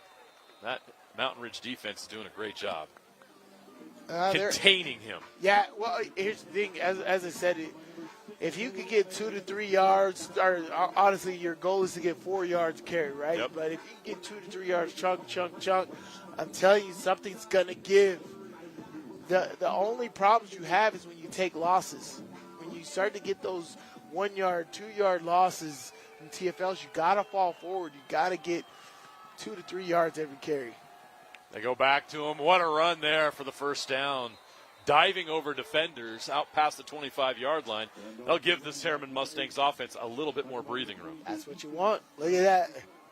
He does a great job of operating in tight spaces right there.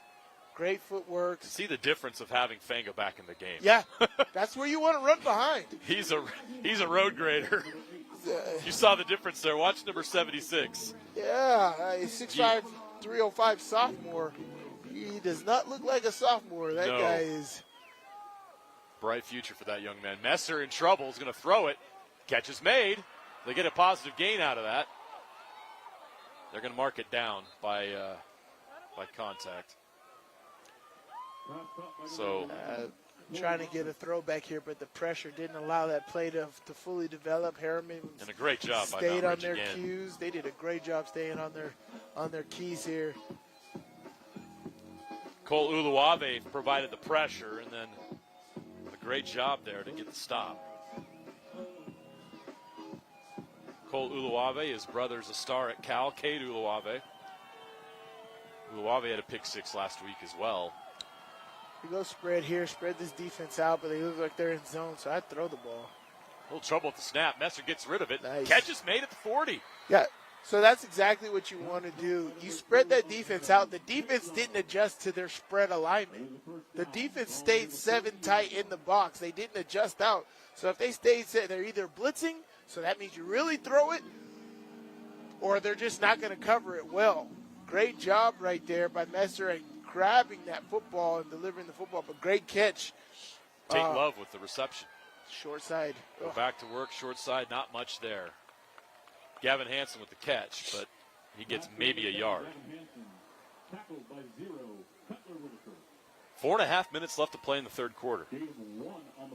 Herriman chewing up clock here, taking their time on this drive. A drive that could end with them in the lead for the first time. A touchdown and an extra point would put them up front. Messer taking his time.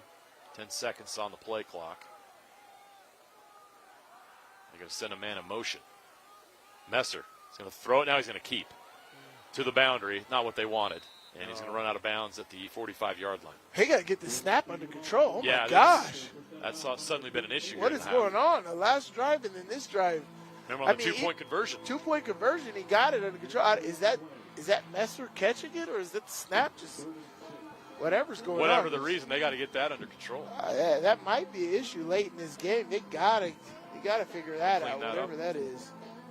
They've been able to overcome it. They have not turned the ball over or put it on the turf right for long enough for it to be an issue, though. We're pointing it out. It's just a matter of time. So 3rd down and 6 from the 44. Love in motion. Get into this Messer. man. The rush comes. Can he escape it? We've got a flag. Messer's taken down at the 45. They may decline this.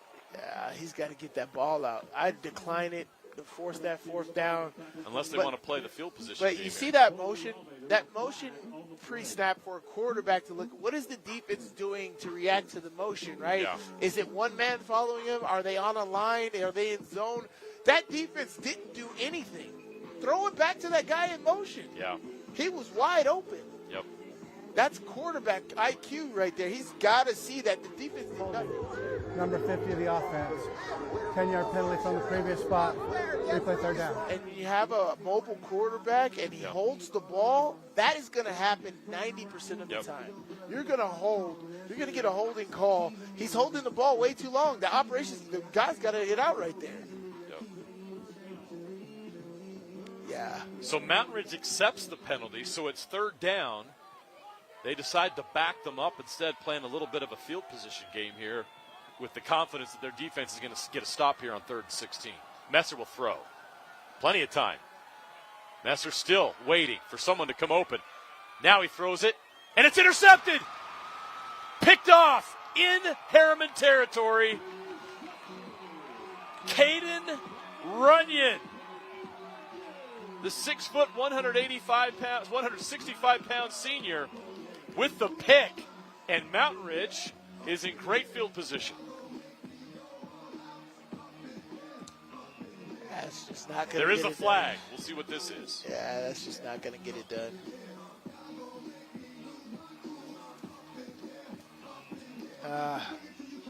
Whatever it is, the penalty's after the play.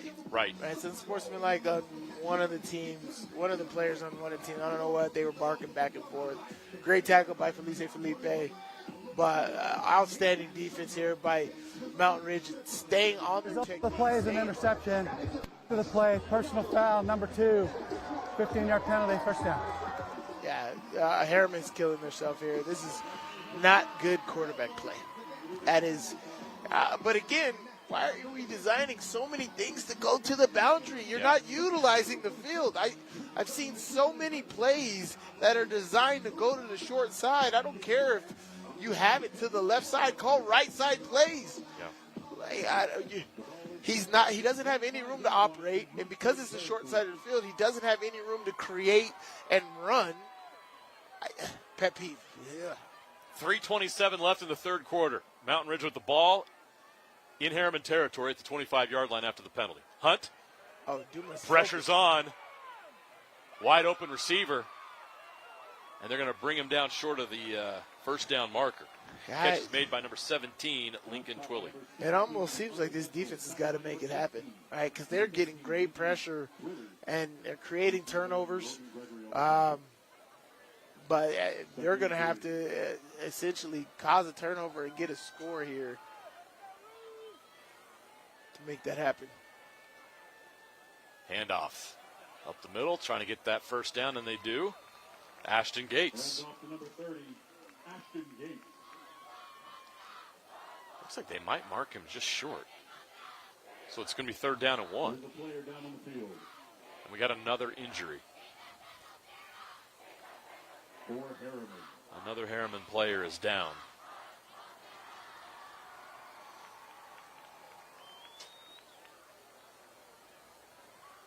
Very physical game here tonight. Two physical teams. We talked about the trench play. This is best on best. These teams are really good in the trenches. Oh yeah, man. It's going to come down to the end. Here's my thing. Even if Mountain Ridge scores on this drive, it's still not over. Oh no.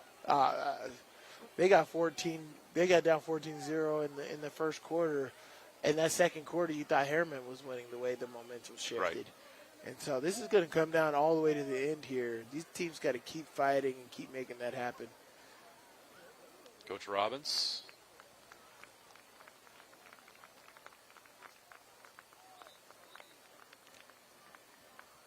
Kingston Mamea.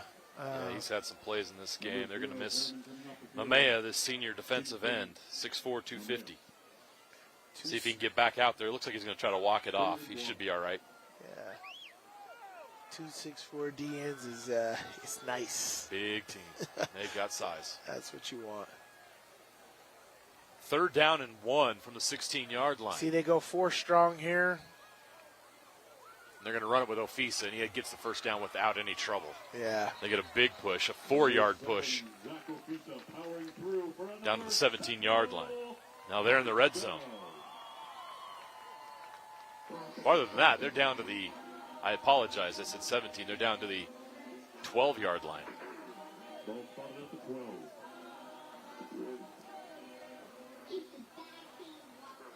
So a new set of downs from the 12.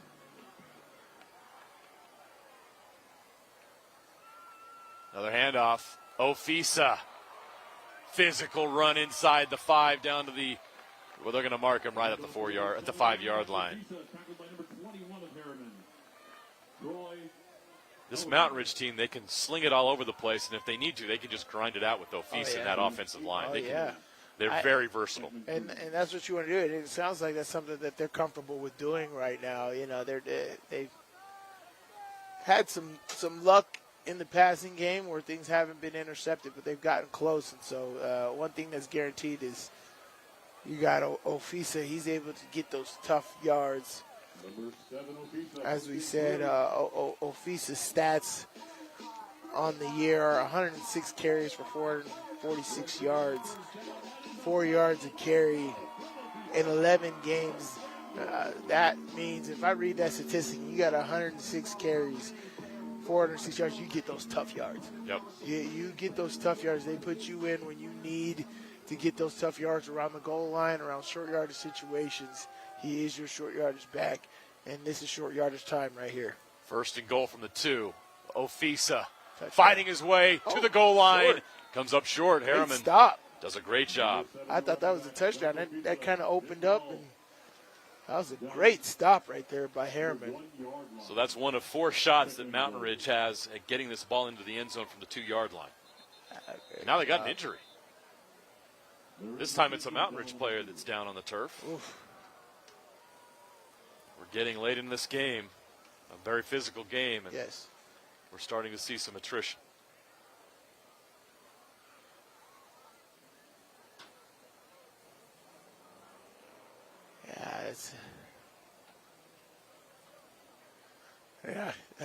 You get those big interior plays, you know, Fisa, we were talking about short yard or stuff. Yeah. I tell you, it's just how Toafanga got rolled up too. Right. Short yardage plays. It's very easy for these big guys, actually anybody in there. I remember I broke my hand on one of those. I got one of the big guys stepping on my head. Those piles are rough. You get rolled up, you get stepped on. There's a lot of grimy stuff. I wouldn't say grimy. It just happens in those tough rugby style little mushes. What do they call those things? The little pits that they run in rugby. They call it. What's wrong with my brain right now? Yeah, I don't know what I know what it's called. I just can't. It's not coming to mind. Scrum. Scrum. There we go. Little scrums. That's all that was. I had to dig deep in my brain. And I'm locked in on football. It's like, oh crap! How did I go brain dead on the scrum? I gotta find the rugby section of my brain. We talk about it every week with the Eagles. Right. Scrum. Yeah, scrum. Still down. Beautiful night here for football. Hate to see this. We're going to take a quick break while they attend to the injured player. We'll get you an update on his status right after this. With affordable GLP-1 medication from Direct Meds, I've lost weight but gained lots of attention. From old college boyfriends, hi, to young college boys. Oh, honey. And my husband's obsessed. She loves to make me jealous. Well, as a woman over 50, losing weight was about as hard as getting my husband to cook anything but cereal. Honey, where's the milk? In your hand, babe. Oh. Visit directmeds.com today. Want to make out? Sure. Okay.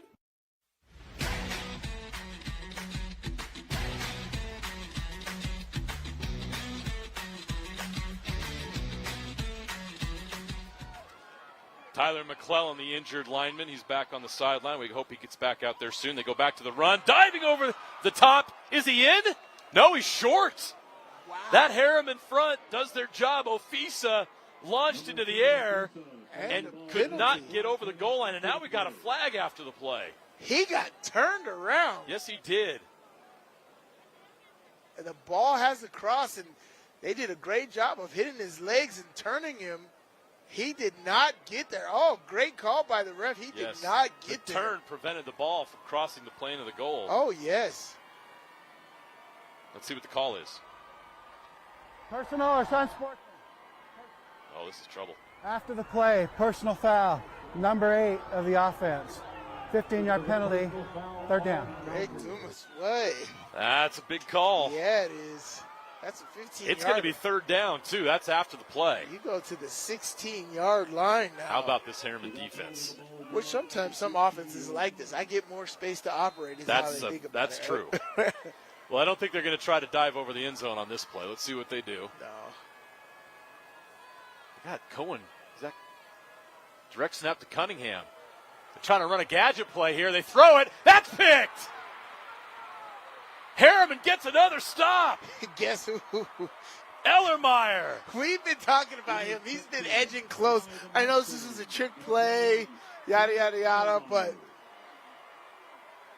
which I really don't understand it. You took a handoff from under center. That's more of a... They got a little cute there. 17. Lincoln Twilley with the throw, and it wasn't there.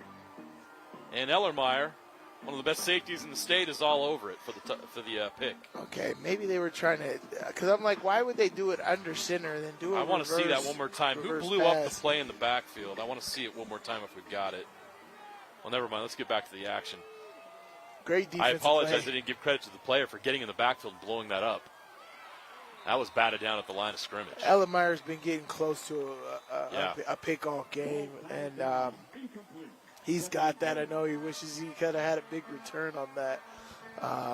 But it's the end of the third quarter here. 0-0 in that third quarter. Doesn't surprise me much. Is what these rivalry games are all about. That was a back and forth. That was a very even quarter. Tips your cap, Herriman defense. They've been awesome tonight. Herriman defense. They really have. Was the story of that third quarter. But again, this is going into the fourth quarter.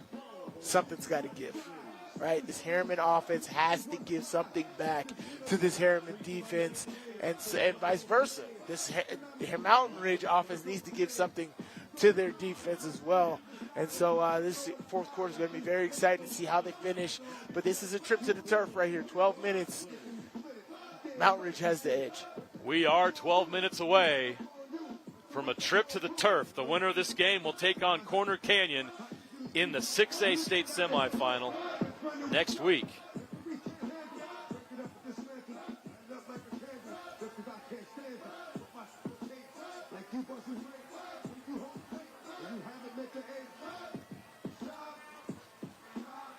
Let's go to the scoreboard real quick in 6A. Lone Peak defeated Davis 41-38 in double overtime. Corner Canyon 56-14 over Syracuse. Catch is made. Gets out to the 20-yard line. That catch is made by number 20.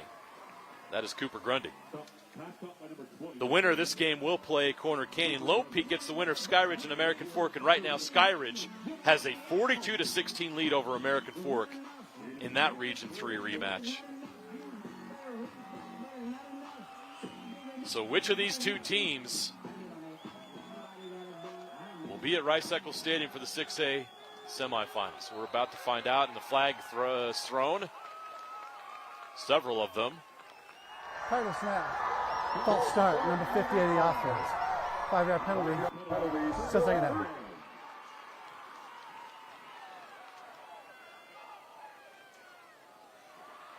That's going to set back Herriman after that nice gain on first down. Some other final scores across the state. West defeated Bountiful 14-3. Springville defeats Box Elder 28-21 in a great 5A quarterfinal matchup. Several games still live. Oh, that Brighton Fremont. Yes, that's a great game as well. Oh. Tipped, incomplete. Had a shot. Could not come up with it. Tried for Grundy again. Incomplete. It'll be fourth down. Yeah, that's got to be a catch by Grundy right there. That would have moved the chains. Instead, Herriman has to punt. How much longer can this Herriman defense keep Mountain Ridge out of the end zone? They got to do it again here. The punt is away. It's a nice high punt. Fair catch signaled at the 48-yard line by Cohen Cunningham. And that's where Mountain Ridge will start this drive. Great field position for the Sentinels.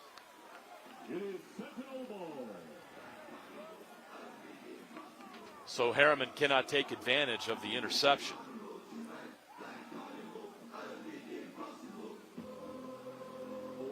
.11:03 left to play.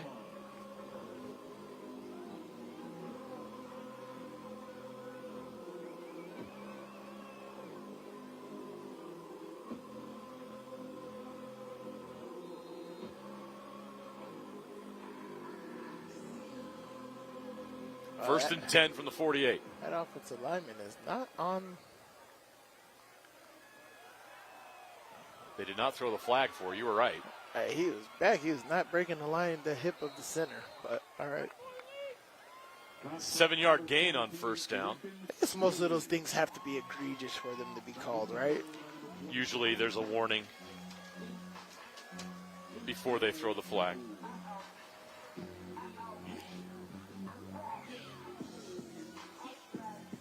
So Twilly with the gain of 8.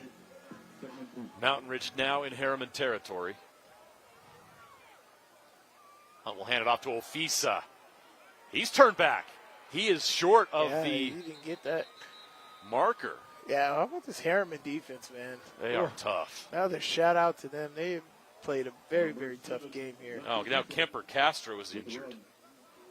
Oh, boy. Yeah, that's not good. Oh, no. It'll be 3rd and 1. There is an injured Mustang Oh, on the no. field.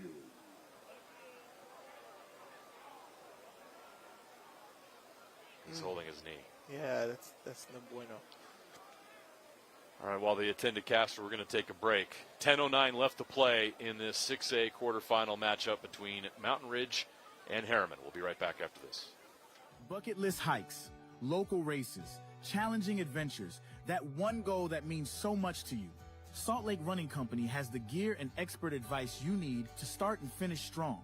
You'll be crushing that goal before you know it. With our trained and knowledgeable staff, an award-winning custom shoe fit process, and the head-to-toe products you need, SLRC will gear you up for your goal. Shop in-store at any of our locations along the Wasatch Front or shop online at slrc.com. That's Castro. It has to be taken off the field. The good news is he is putting some weight on that knee and is walking off with the help of the training staff. We hope to see him back out there. Mountain Ridge will continue on this drive. Hunt to Ofisa. He's got the first down this time. And they go right to Kemper Castro's side right there. Number 7, Ofisa, the running back, getting another Sentinel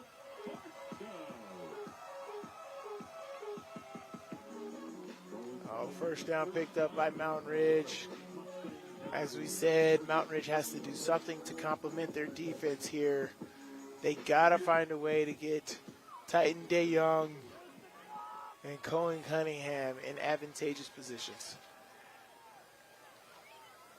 Hey, motion that out. They're going to go run again. Ashton Gates. Good pickup. Good pickup right there. Do those short side motions to get the defense to react to that. And with Castro out, they're attacking the middle there. Oh, yeah. They're attacking the middle, and they're going to attack that right side of the offense is the sides that he patrolled. And Castro is ready to come back in the game. Keep an eye on that. Gotta keep it warm. 9 minutes left to play. Hunt will hand it off to Gates. Gates tries to get to the outside. It does. Gates has room to the sideline, out of bounds, inside the 20-yard line.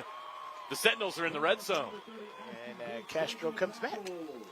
As you said, that right side of the offensive line is where Castro was patrolling. He was doing an outstanding job not letting things happen.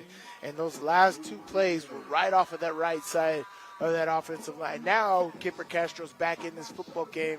Let's see how Mountain Ridge attacks with Castro back in the game.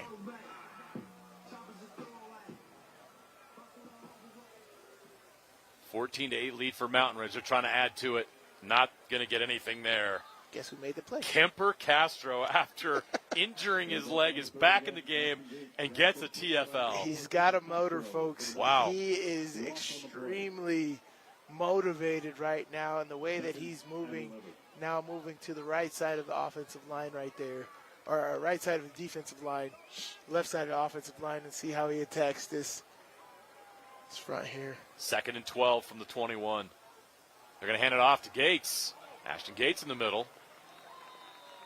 So they switched from Thunder to Lightning here in the backfield. Ofisa for Gates. And now he's being productive. Oh, yeah. On this drive. It's really those quick hitting things, real downhill, almost fullback trappish, right? Get downhill quick, get as many yards as you can very, very quickly. And he's doing it and falling forward is getting him the extra yards. She picked up 4 yards on that play. Can this Herriman defense get another stop? It's 3rd and 6 from the 15. Another red zone stop. Let's go. Hunt will throw. Now he's going to step up in the pocket. Throws. Open. Caught. Touchdown. Ashton Gates. What a drive for him. He's got the score. And the Sentinels have a 12-point lead.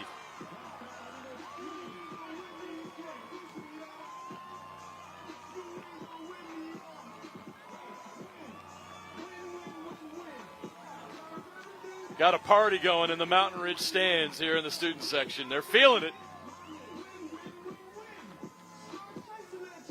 Those students want to get out of school next week. Oh, yeah.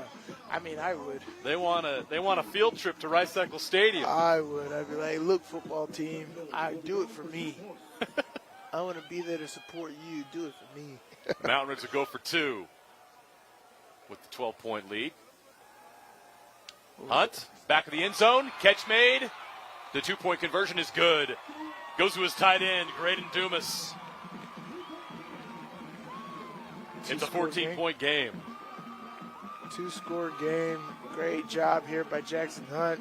Escaping, keeping his eyes downfield. But more importantly, you have to throw an accurate ball. As easy as that pass may look, it is not.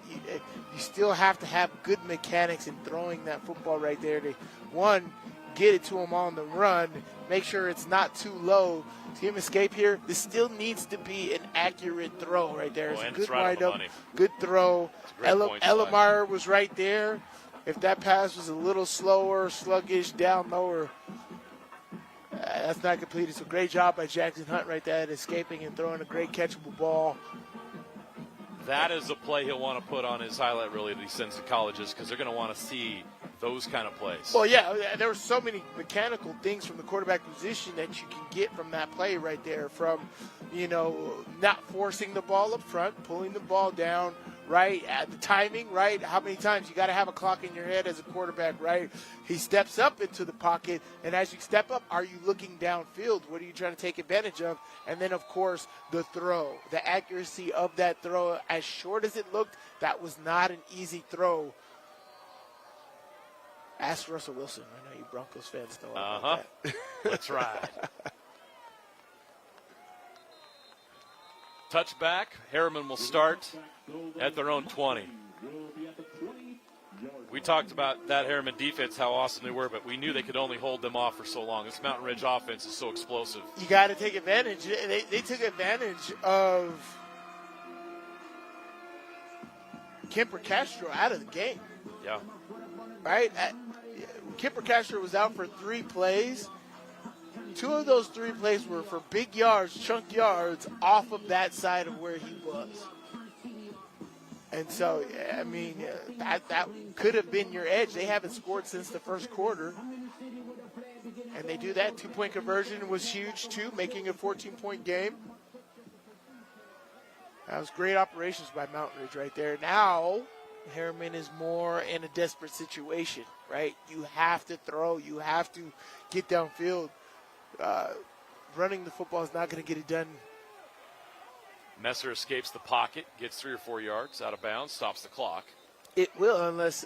No, it does not stop the clock. I'm sorry. It does not yet. Not yet. Yeah, was that within 4 minutes is when it stopped? Yes. Yeah. If you could get Felipe to break out an 80-yard run, that's the only way you can get it done this way. But The way Mountain Ridge is stacking the box, that's not likely to happen. What's going on here? Officiates stop.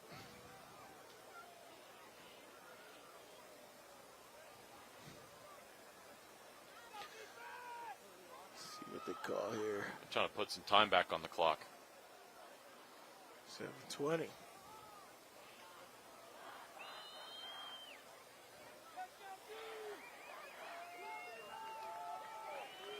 Messer. They go with that inside pitch to Love. Tate Love gets a few yards. First double to number 2 of Herriman. Tate Love. It's a great job, a little misdirection. Again, the only way that works back to the boundary is if you get the defense to commit to the front side. Yep. It's a good play call. Second time they ran that. 3rd and 1. Felipe in the game. And they go to him. Can he get there? I think he's short. He is short. Oh, boy. He is short, but this is 2-down territory here. There's no question about that. Down 2 scores with less than 7 minutes to go. Boy, these guys are beat up, man. This has been such a physical football game up front. Number 54's got to come off for Herriman, a starting offensive lineman. So here they go. They got to get this yard.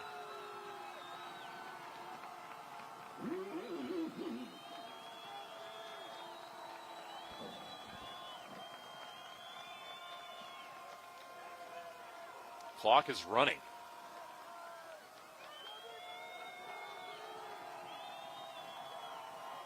The snap, the run. I think he's got it this time. Yeah, he's got that. The push forward is enough. But they are running out of time. They have got to go down 2 scores. They've gotten 10 yards in a minute and almost a half has run off the clock. That's not going to be a good average for them. They've got to get the tempo up. Messer will throw. Caught. Short. That's not going to get it done either. To the 36-yard line. That was just essentially a really good run play. They got to stretch this defense out. Look where everybody's at. They're all clustered in the middle. Messer will throw again. You got speed. Plenty of time, but no one's open. He's trying to buy more time. Now he's going to run, and we got a flag. You saw the penalty. It's weird. The referee didn't call it. The side judge called it. Yeah. I don't know if they had Mountain Ridge in the ear or whatever that was, but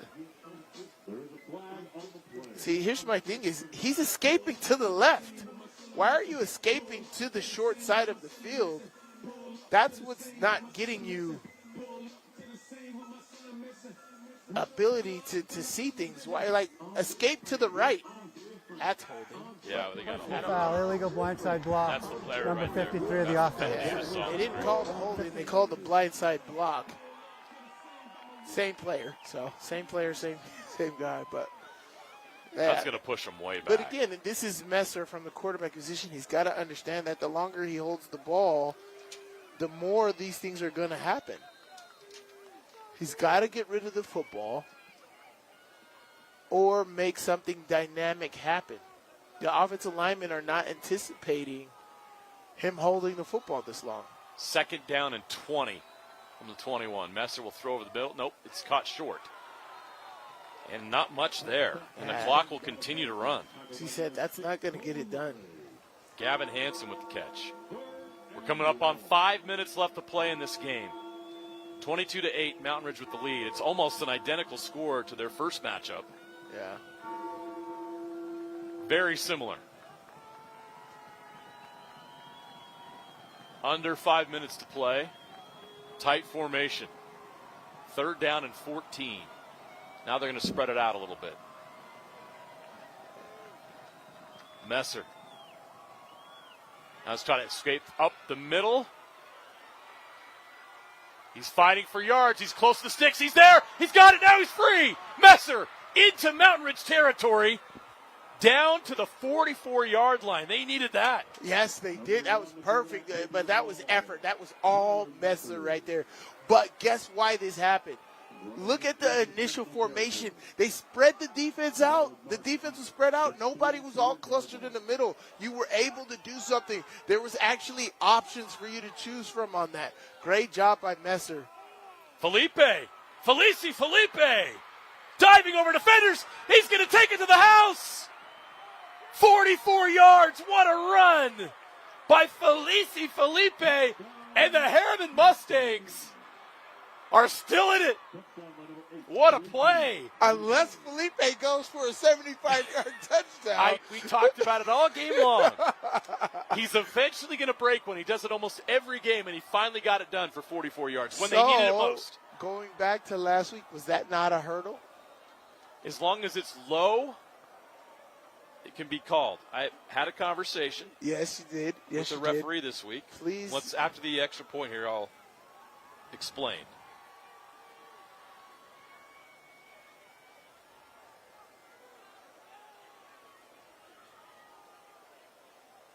Yes. That was bad snap. It's loose. Fire. And he's going down. That's a massive mistake. They're still down by 8, but that is still a one-possession game, but a 2-point conversion only ties it. Yes. Here's another look on the touchdown run by Felipe. Look at this. Okay. Great blocking. Oh.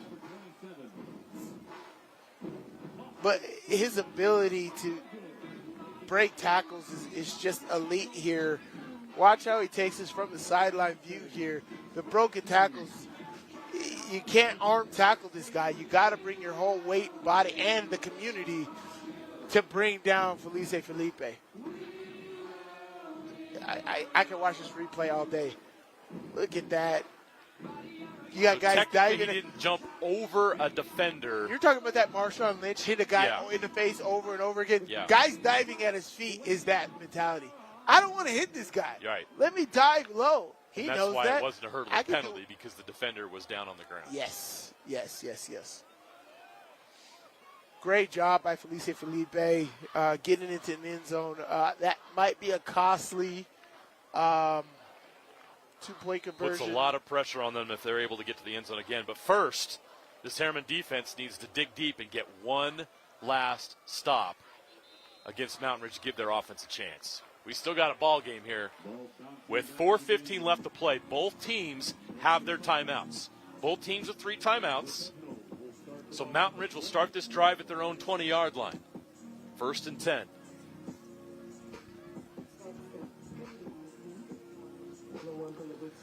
Well, it's good. They got Castro here on this drive. Yeah, so he's back. He's great. I didn't see the Kingston Mamea come back. I don't see him out there. 0 out there? Yeah, I don't see him.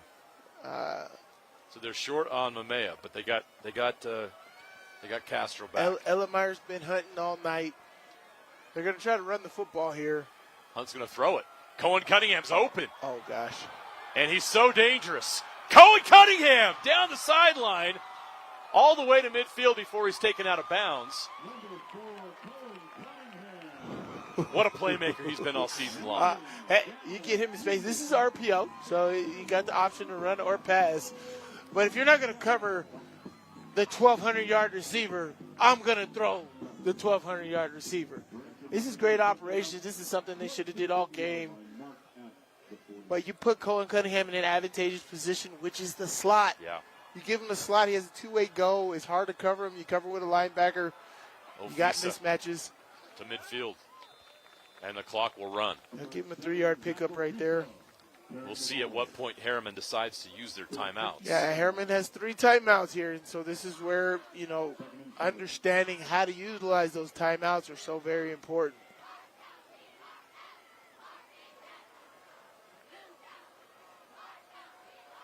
They are burning clock here, taking their time.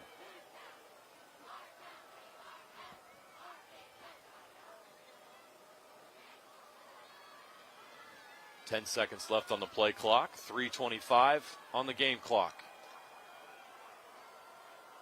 Hunt takes the snap. Ofisa up the middle, fighting for more yards. Big push. He's close to the marker. He's a yard short. So a big 3rd down coming up here with the clock running. If Mountain Ridge gets the 1st down here, Herriman's going to have to start using those timeouts. This just becomes trench warfare at this point, Sly. Oh, yeah. Hat on a hat. Yeah, you got to be, we talked about it pregame about Jacob Rodriguez from Texas Tech, right? You got to be purposeful about trying to get turnovers. That's where this Castro comes in, these defensive guys from Herriman. You get around a guy, you got to be jerking at the football. Ofisa, first down. Down to the 41-yard line, so a new set of downs. Number 7, Zach Ofisa getting another Sentinel. Stop the clock to set the chains. The chains are set. Clock gets moving. So they'll get it under 2 minutes before they snap the ball, and then Herriman will have to start using those 3 timeouts. Mountain Ridge is 1 first down away from a trip to the turf for the first time in school history. And we got a flag. Cohen Cunningham, false start. Prior to the snap, false start, offense. 5-yard penalty. Well, that's a big mistake. That's going to stop the clock and move the ball back. Yeah, and go 5 yards against Now with those 3 timeouts, Herriman's got some hope here. Clock will continue to run. Sorry, it does not stop just because the penalty was called.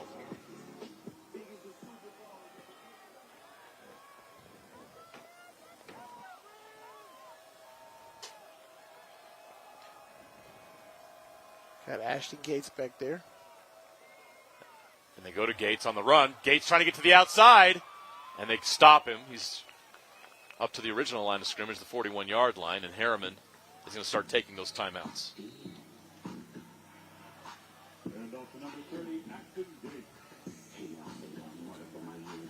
That's a solid run right there. Good job of staying in bounds. That was, I think that was the most key about that run is he stayed in bounds there.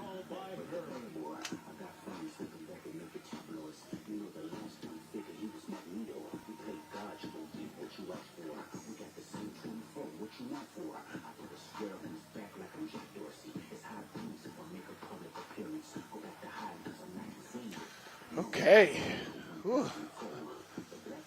I don't feel like this is over. So, like normally you feel like, oh, a team's in control. There's only a minute and a half left. The opponent only has 2 timeouts. It should be. We just saw Herriman 2 plays to the end zone. Yeah, it literally 2 plays. They can do it. Yeah. They're an explosive offense. That obviously they're not. How many points did they score last week? 62? They scored in the 60s and the 50s the week before that. They could put a lot of points on the board. They can be explosive, just in a physical way. So 2nd and 10 from the 41. Hunt's going to run it, and he's going to slide down, and they're going to call timeout. They'll stop it right at 1:30 left, and it's going to be 3rd and about 12. He lost a couple of yards on that run.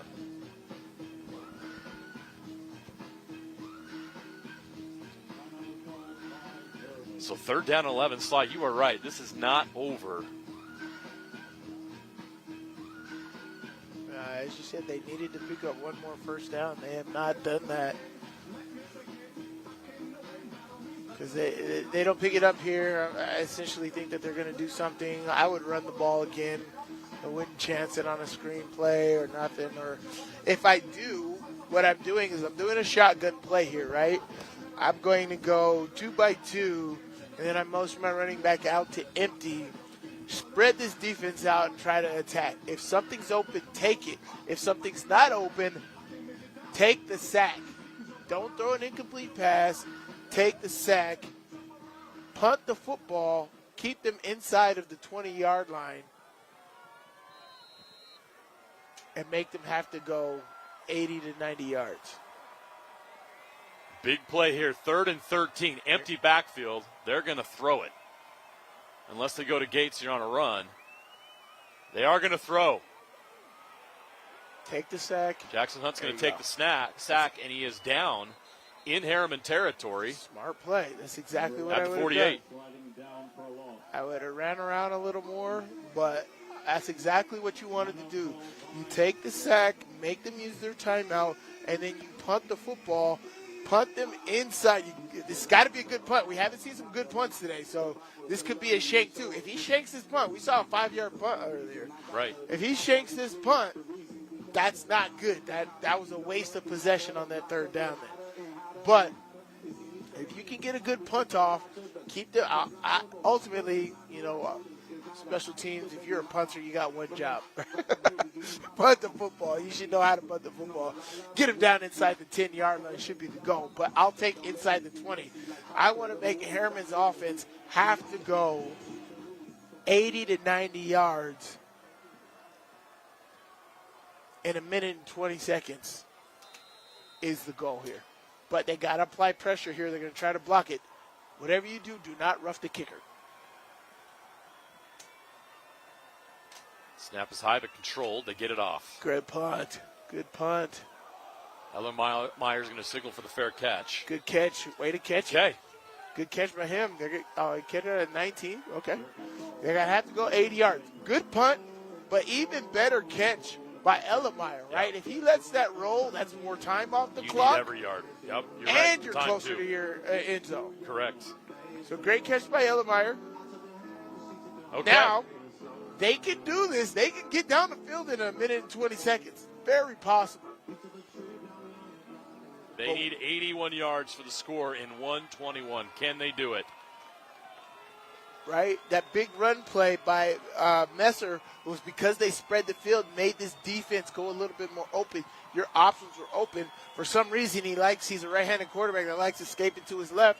The left side is the open side of the field, so if you want to escape to your left on this play, you can do that. But don't be afraid to use your legs. Be clock conscious as a quarterback. Everybody needs to be clock conscious. If you're a receiver, you catch the pass, get your butt out of bounds. Offensive line, key to this drive, they cannot hold. They have been holding their butts off in this second half. The offensive line cannot hold. If they want to get back into this game, take this to overtime, they need to have a seemingly perfect drive here. This is a situation, why did they take time off the clock? Oh, they didn't start it? 1:16 left to play. 81 yards. An 8-point game. Can Herriman go 81 yards to stay alive? Messer will throw. Over the middle. Thrown behind the receiver. Incomplete. Dangerous ball. That stops the clock. 2nd and 10. That was risky. The receiver wasn't looking at him. I know he wanted to throw it earlier, but the receiver wasn't looking at him. This is where you got to be on the same page. Receiver has to recognize that it's zone. Hines Ward was the best at this. Find those windows. The windows that you see are what the quarterback sees, right? This is how I looked at his linebacker. I'm like, the holes that you see in the offensive line from the defensive side, that's the holes the running back sees. And so you got to fill those holes and offensive side of the ball. If you see a hole in that zone, sit in that hole. That quarterback was waiting for him there. But Messer's got to throw the ball to the sideline to make guys get out of bounds. That's thrown into the turf. Incomplete. 3rd down and 10 with 1:08 left to play. But we got a flag. Pass interference. Wow. Here comes the call from the referee. Pass interference. Number 0, the defense. 15-yard penalty, resulting in a first down. Greg Barr with the announcement. That is a big call. Big.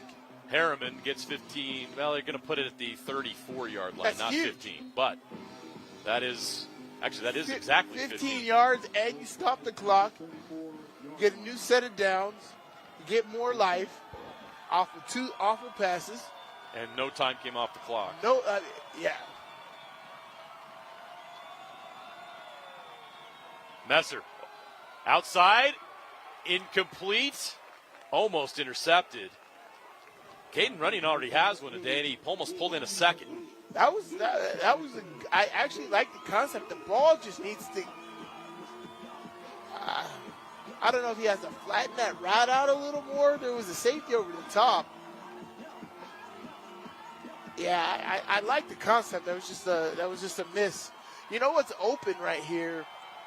If you drive the receiver down the field, Felipe is open in the flats. No, Messer has time. Over the middle. Too much air. It's intercepted. Too high. Intercepted by Braylon Washington, his 2nd of the game. And that'll do it. What's the penalty for? The Sentinels can feel it. They know the significance of this moment. There is a flag on the play. It came after the interception. I don't think it'll matter, even if it's unsportsmanlike. I didn't see Edwards do anything. I thought he just. And we got more penalties. We talked about it at the beginning of the broadcast, Sly. These two teams do not like each other, and there was some stuff that went on in the last game that didn't sit well with some people, and you're seeing that come out here at the end. Yeah, you see, I think Messer, we talk about this with quarterback mechanics. See, I got flagged for that in the Sugar Bowl, too. Yeah, you did. So they thought I was throwing the ball at my teammates. You see, watch him. He gets up here and he tosses the ball. They're going to throw for tossing the ball at Messer. Yeah, that is a penalty. Mine wasn't a penalty. Of course it wasn't. But that's a penalty. Okay, I see that. And now they're going to call it on Mountain Ridge. The play is an interception. After the play, unsportsmanlike conduct, number 2 of Mountain Ridge. Unsportsmanlike conduct on the head coach of Herriman. Those will offset. After the play, unsportsmanlike conduct on number 6. That penalty will be enforced. It's first down. We had 3 unsportsmanlike penalties at the end of that play. You think a rivalry game should end any other way? I do not. These rivalry games, man, honestly, there's a lot more unsportsmanlike penalties that are called in these situations. We know the feelings from the last matchup and what happened here. That's just a very unfortunate situation. But, Herriman does not have any timeouts. So essentially, 2 knees right here and game's over.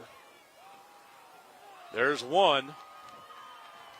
Fans up on their feet. They know what this means. They just need one more knee, and they can officially celebrate.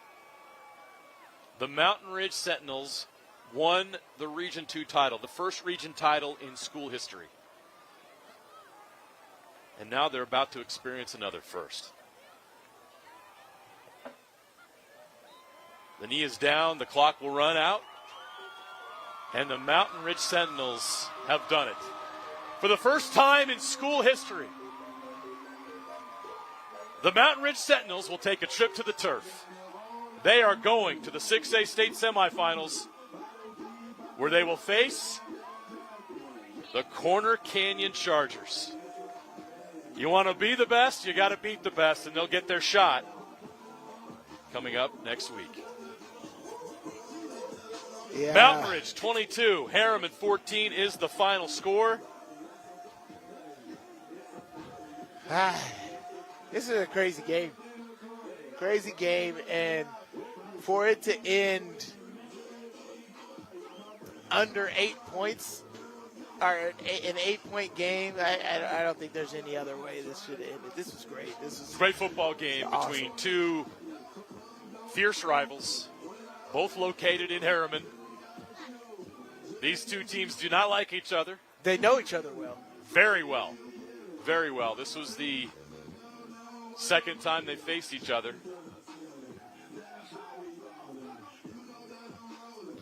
Well, I guess we get to see the Sentinels up on the turf this year. For the first time ever. What a thrill for them and for their program. Congratulations to the Herriman Mustangs on an amazing season. Coach Rickers has turned that program around and built it back into a force. They have a lot of players coming back next year. They are going to be really, really good next year. Felice Felipe comes back. Kemper Castro comes back. Toa Fanga comes back. I got a long list of players here on Herriman's team that come back. Oh, yeah. But Mountain Ridge has some juniors as well, including quarterbacks Jackson Hunt and Titan DeYoung. I can't wait to see these 2 teams battle each other next year. But for now, the Mountain Ridge Sentinels once again get the best of their rival Herriman here on their home field.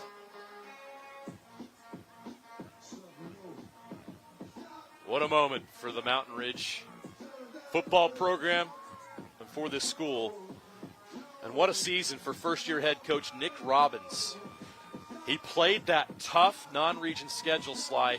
We talked to him about it before the season. He says, I want to be the best program in the state, and to do it, we got to play the best. And if we want to make it to Rice Eccles Stadium, I got to play these games early. They dropped a couple of them. They lost to Davis. They lost to Skyridge, but they haven't lost since. Yeah, that tough offseason schedule, he knew exactly what he was getting into. But that taught these kids something, right, that they can go and make it happen. Even that game against Davis, even that game against Skyridge, the Skyridge game that we called, we're like, this Mountain Ridge team is a good team. They got to put a couple things together and get it done. Next thing you know, look at them. They only had one other loss, which was Davis lost after that. They played in tight games. They played in blowout games. They're battle-tested. I don't think it's going to be just an easy matchup there. The highly talented Quarter Canyon. I think Mountain Ridge got something to them, and no game is won before it's played.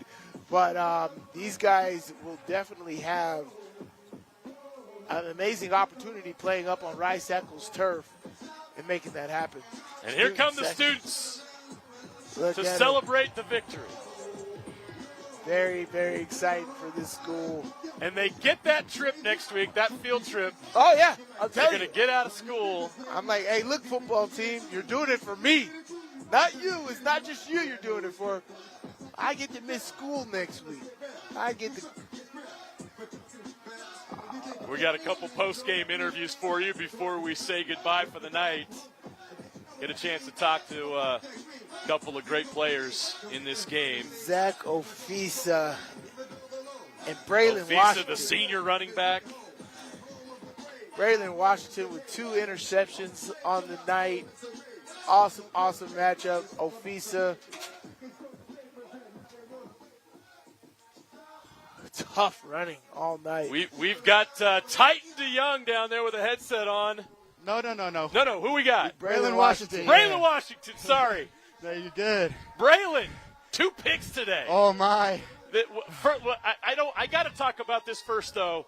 Yes, sir. We just talked about this is the first trip that the Sentinels are taking to Rice Eccles Stadium. Can you describe to us what this means to this program, and do you guys to be the first ever to do it at the school? I mean, it was guaranteed. It was bound to happen, you know. We go out, we work every day. There's a certain point where it's going to happen, you know what I'm saying? Well, talk to me about Coach Robbins, right? He set you guys up with a hard off-season schedule to get you guys ready for region play. You guys handled that really effectively. You've had all kinds of different adversity. Talk about his effect in implementing the culture this year on this football team. I mean, it's been a whole culture change. I couldn't really express how different it is from my junior year to my senior year. It's a whole new game out here. He's done a great job. Real quick before you hand off that headset to a Yes, teammate, sir. your thoughts on getting a shot at the champs next week? I mean, I'm more excited than ever. Last time I played him, I had a pick, and almost 2 picks. So I couldn't be more excited to play him personally. Well, congratulations. A great game, Braylon. You were awesome tonight. Go celebrate and enjoy this. I appreciate it. Thank you, man. We're going to talk to Zach Ofisa here.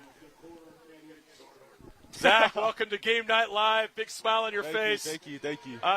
You're a senior in this program. You've been through a lot here. What does it mean in this moment to be able to go play in the semifinals and to play on that turf? I mean, it's great with the changes we've been through this year. I mean, feels good to make it this far, especially beating our rival team, Herriman. Yeah, man. Well, so what goes through your mind on those short yardage plays? I'm up here excited. I'm like, I know what time it is. It's Ofisa time right now, and they feed you the ball. You get those tough running yards. What do you feel in those short yardage situations and the goal-to-go situations? I mean, just got to get the job done. I got one job. I got to do it, and then put my head down and run the rock. Love it. What was the emotions like out this? We know there's a lot of history between these two schools. How big of a role did that play in this game tonight? Massive role. I mean, this game is a lot. I mean, going against a rival team in Herriman, I mean, just shows Mountain Ridge runs the city. Well, there's no doubt about that. You get to say that now, and as a senior, yes, you sir. get to say that for the rest of your life, Zach. Congratulations. Appreciate it. Thank you. Pass that headset on to your next teammate there. Yeah, thank you. Get a chance to talk to Cohen Cunningham. There we go. There's a speedster. Cohen Cunningham, What's up? welcome to Game Night Live. You've had an incredible season. Well, you're up over 1,300 yards receiving. Before we talk about some of the emotional stuff and the celebration, I got to ask you about that one-handed catch in the end zone to start the game, man. That really set the tone. What was that? How did you make that play? Oh, man, just concentration. It was a great ball by the quarterback, too. I mean, just the trust that we have and we've built, and, like, him really stepping up and taking over this year. Yeah, let's talk a little bit more about that play. JJ didn't think you caught it at first. I was just like, oh, he caught that. That was a different type. I hope that makes sports. Throwing me under the bus. We're going to send that off for you. But talk about that play and going in to set it up, right? You run the ball, you go it in, and then you get one-on-one on the outside. I'm like, do they not know you have 1,200-yard receiving on the season? And they're going to get you one-on-one. So what was the play call? What was the mentality? What type of relationship do you have with Jackson to make that throw? I mean, it was just a straight-up go ball, and me and Jackson, we put in a lot of work over the entire year. I mean, we started since last year, like December, and just like the timing and like the trust that we've built and everything, like I don't know, it all just went together, and the concentration, just a really good ball, honestly. He put it where only I could get it. I looked at where you guys were at last year, and it felt like you guys underachieved a little bit because we knew you guys had talent, and this year it just all came together. What's been the difference between last year and now where you guys have finally reached this goal to finally get to Rice Eccles Stadium? We had a new coaching staff change, and that really helped brought a lot of new confidence in, and just kind of how much work we put in, honestly. Like, we put in work since, as I said, like December, and we've always just wanted, like, this has been our goal, like, beat Herriman and make it to Rice Eccles, so. Well, now you've done it. What does it mean to finally reach this goal? Are you starting to think about next week already? Yeah, I got to take the night, and then next morning, starts over. There you go. Cohen, congratulations. Enjoy the moment and enjoy the experience next week at Rice Eccles Stadium as you take on the #1 team in the state. Yep, thank you. We got one more Sentinel to hear from here. Yeah, Turn it over to Jackson Hunt. Really like his arm, man. He throws a great ball. Yes, he does. Jackson, thanks for joining us here on Game Night Live. Just the emotion of this moment. Can you describe what it's like for you to be in this moment? You worked so hard all season long and to finally achieve something that no team here at Mountain Ridge has ever done. Yeah, this is as good as it gets. I mean, going a game to get to Rice Eccles and to a rival team that's right down the road, like, it couldn't be more special for our team to share this moment together. Talk about your off season coming into this. It's never easy, changing cultures with the new coach, Coach Robbins, and what he's meant to you and your development. I know he's an offensive guy and how you felt about it, but talk about kind of your whole off season and what's led to this point today. The off season was an off season of learning. We got a new head coach, and we didn't really know him, but the belief that he instilled in us made us the offense that we are right now. I know you coming into the season, there was a quarterback battle, and you weren't sure if you're going to be the starter. How was that approach for you, and how did your confidence grow each and every game? We covered we broadcast your game, your first start against Skyridge. Can you talk about the growth that you've had as a quarterback over that time? Yeah, as the season goes, you just get more comfortable and comfortable. And quarterback battles only make you better, whether it be in anything. Yeah. I love it, man. Well, next week you got the highly talented Corner Canyon. You've heard about them for years, but you guys got a shot to take them down. What's going to go in your mindset? How do you guys got to attack the week, and what's the game plan going against those guys? We're going to celebrate tonight and then prepare like we do every week starting tomorrow morning.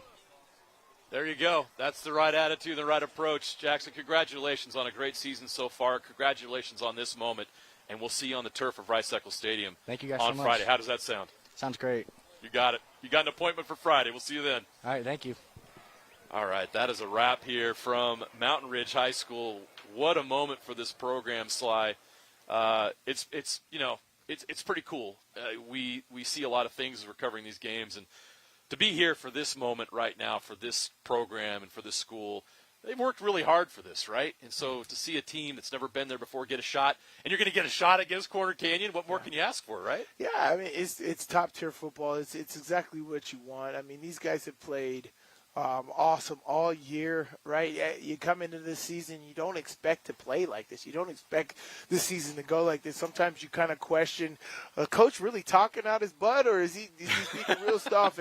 And so these guys really bought into it, and that culture really took place. And it's just awesome and special to see exactly what these guys were able to put up with or put together this season, all the way to Rice Eccles Stadium. Well, congratulations to the Mountain Ridge Sentinels for making that first trip to Rice Eccles Stadium. They've got an appointment on Friday morning. Let me give you the bracket real quick. I've got the times right here. We're going to be there Friday. This semifinal in the 6A classification will take place on Friday, 11 a.m.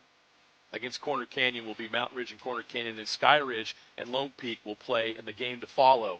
And, of course, the 4A semifinal will be in the evening on that Friday.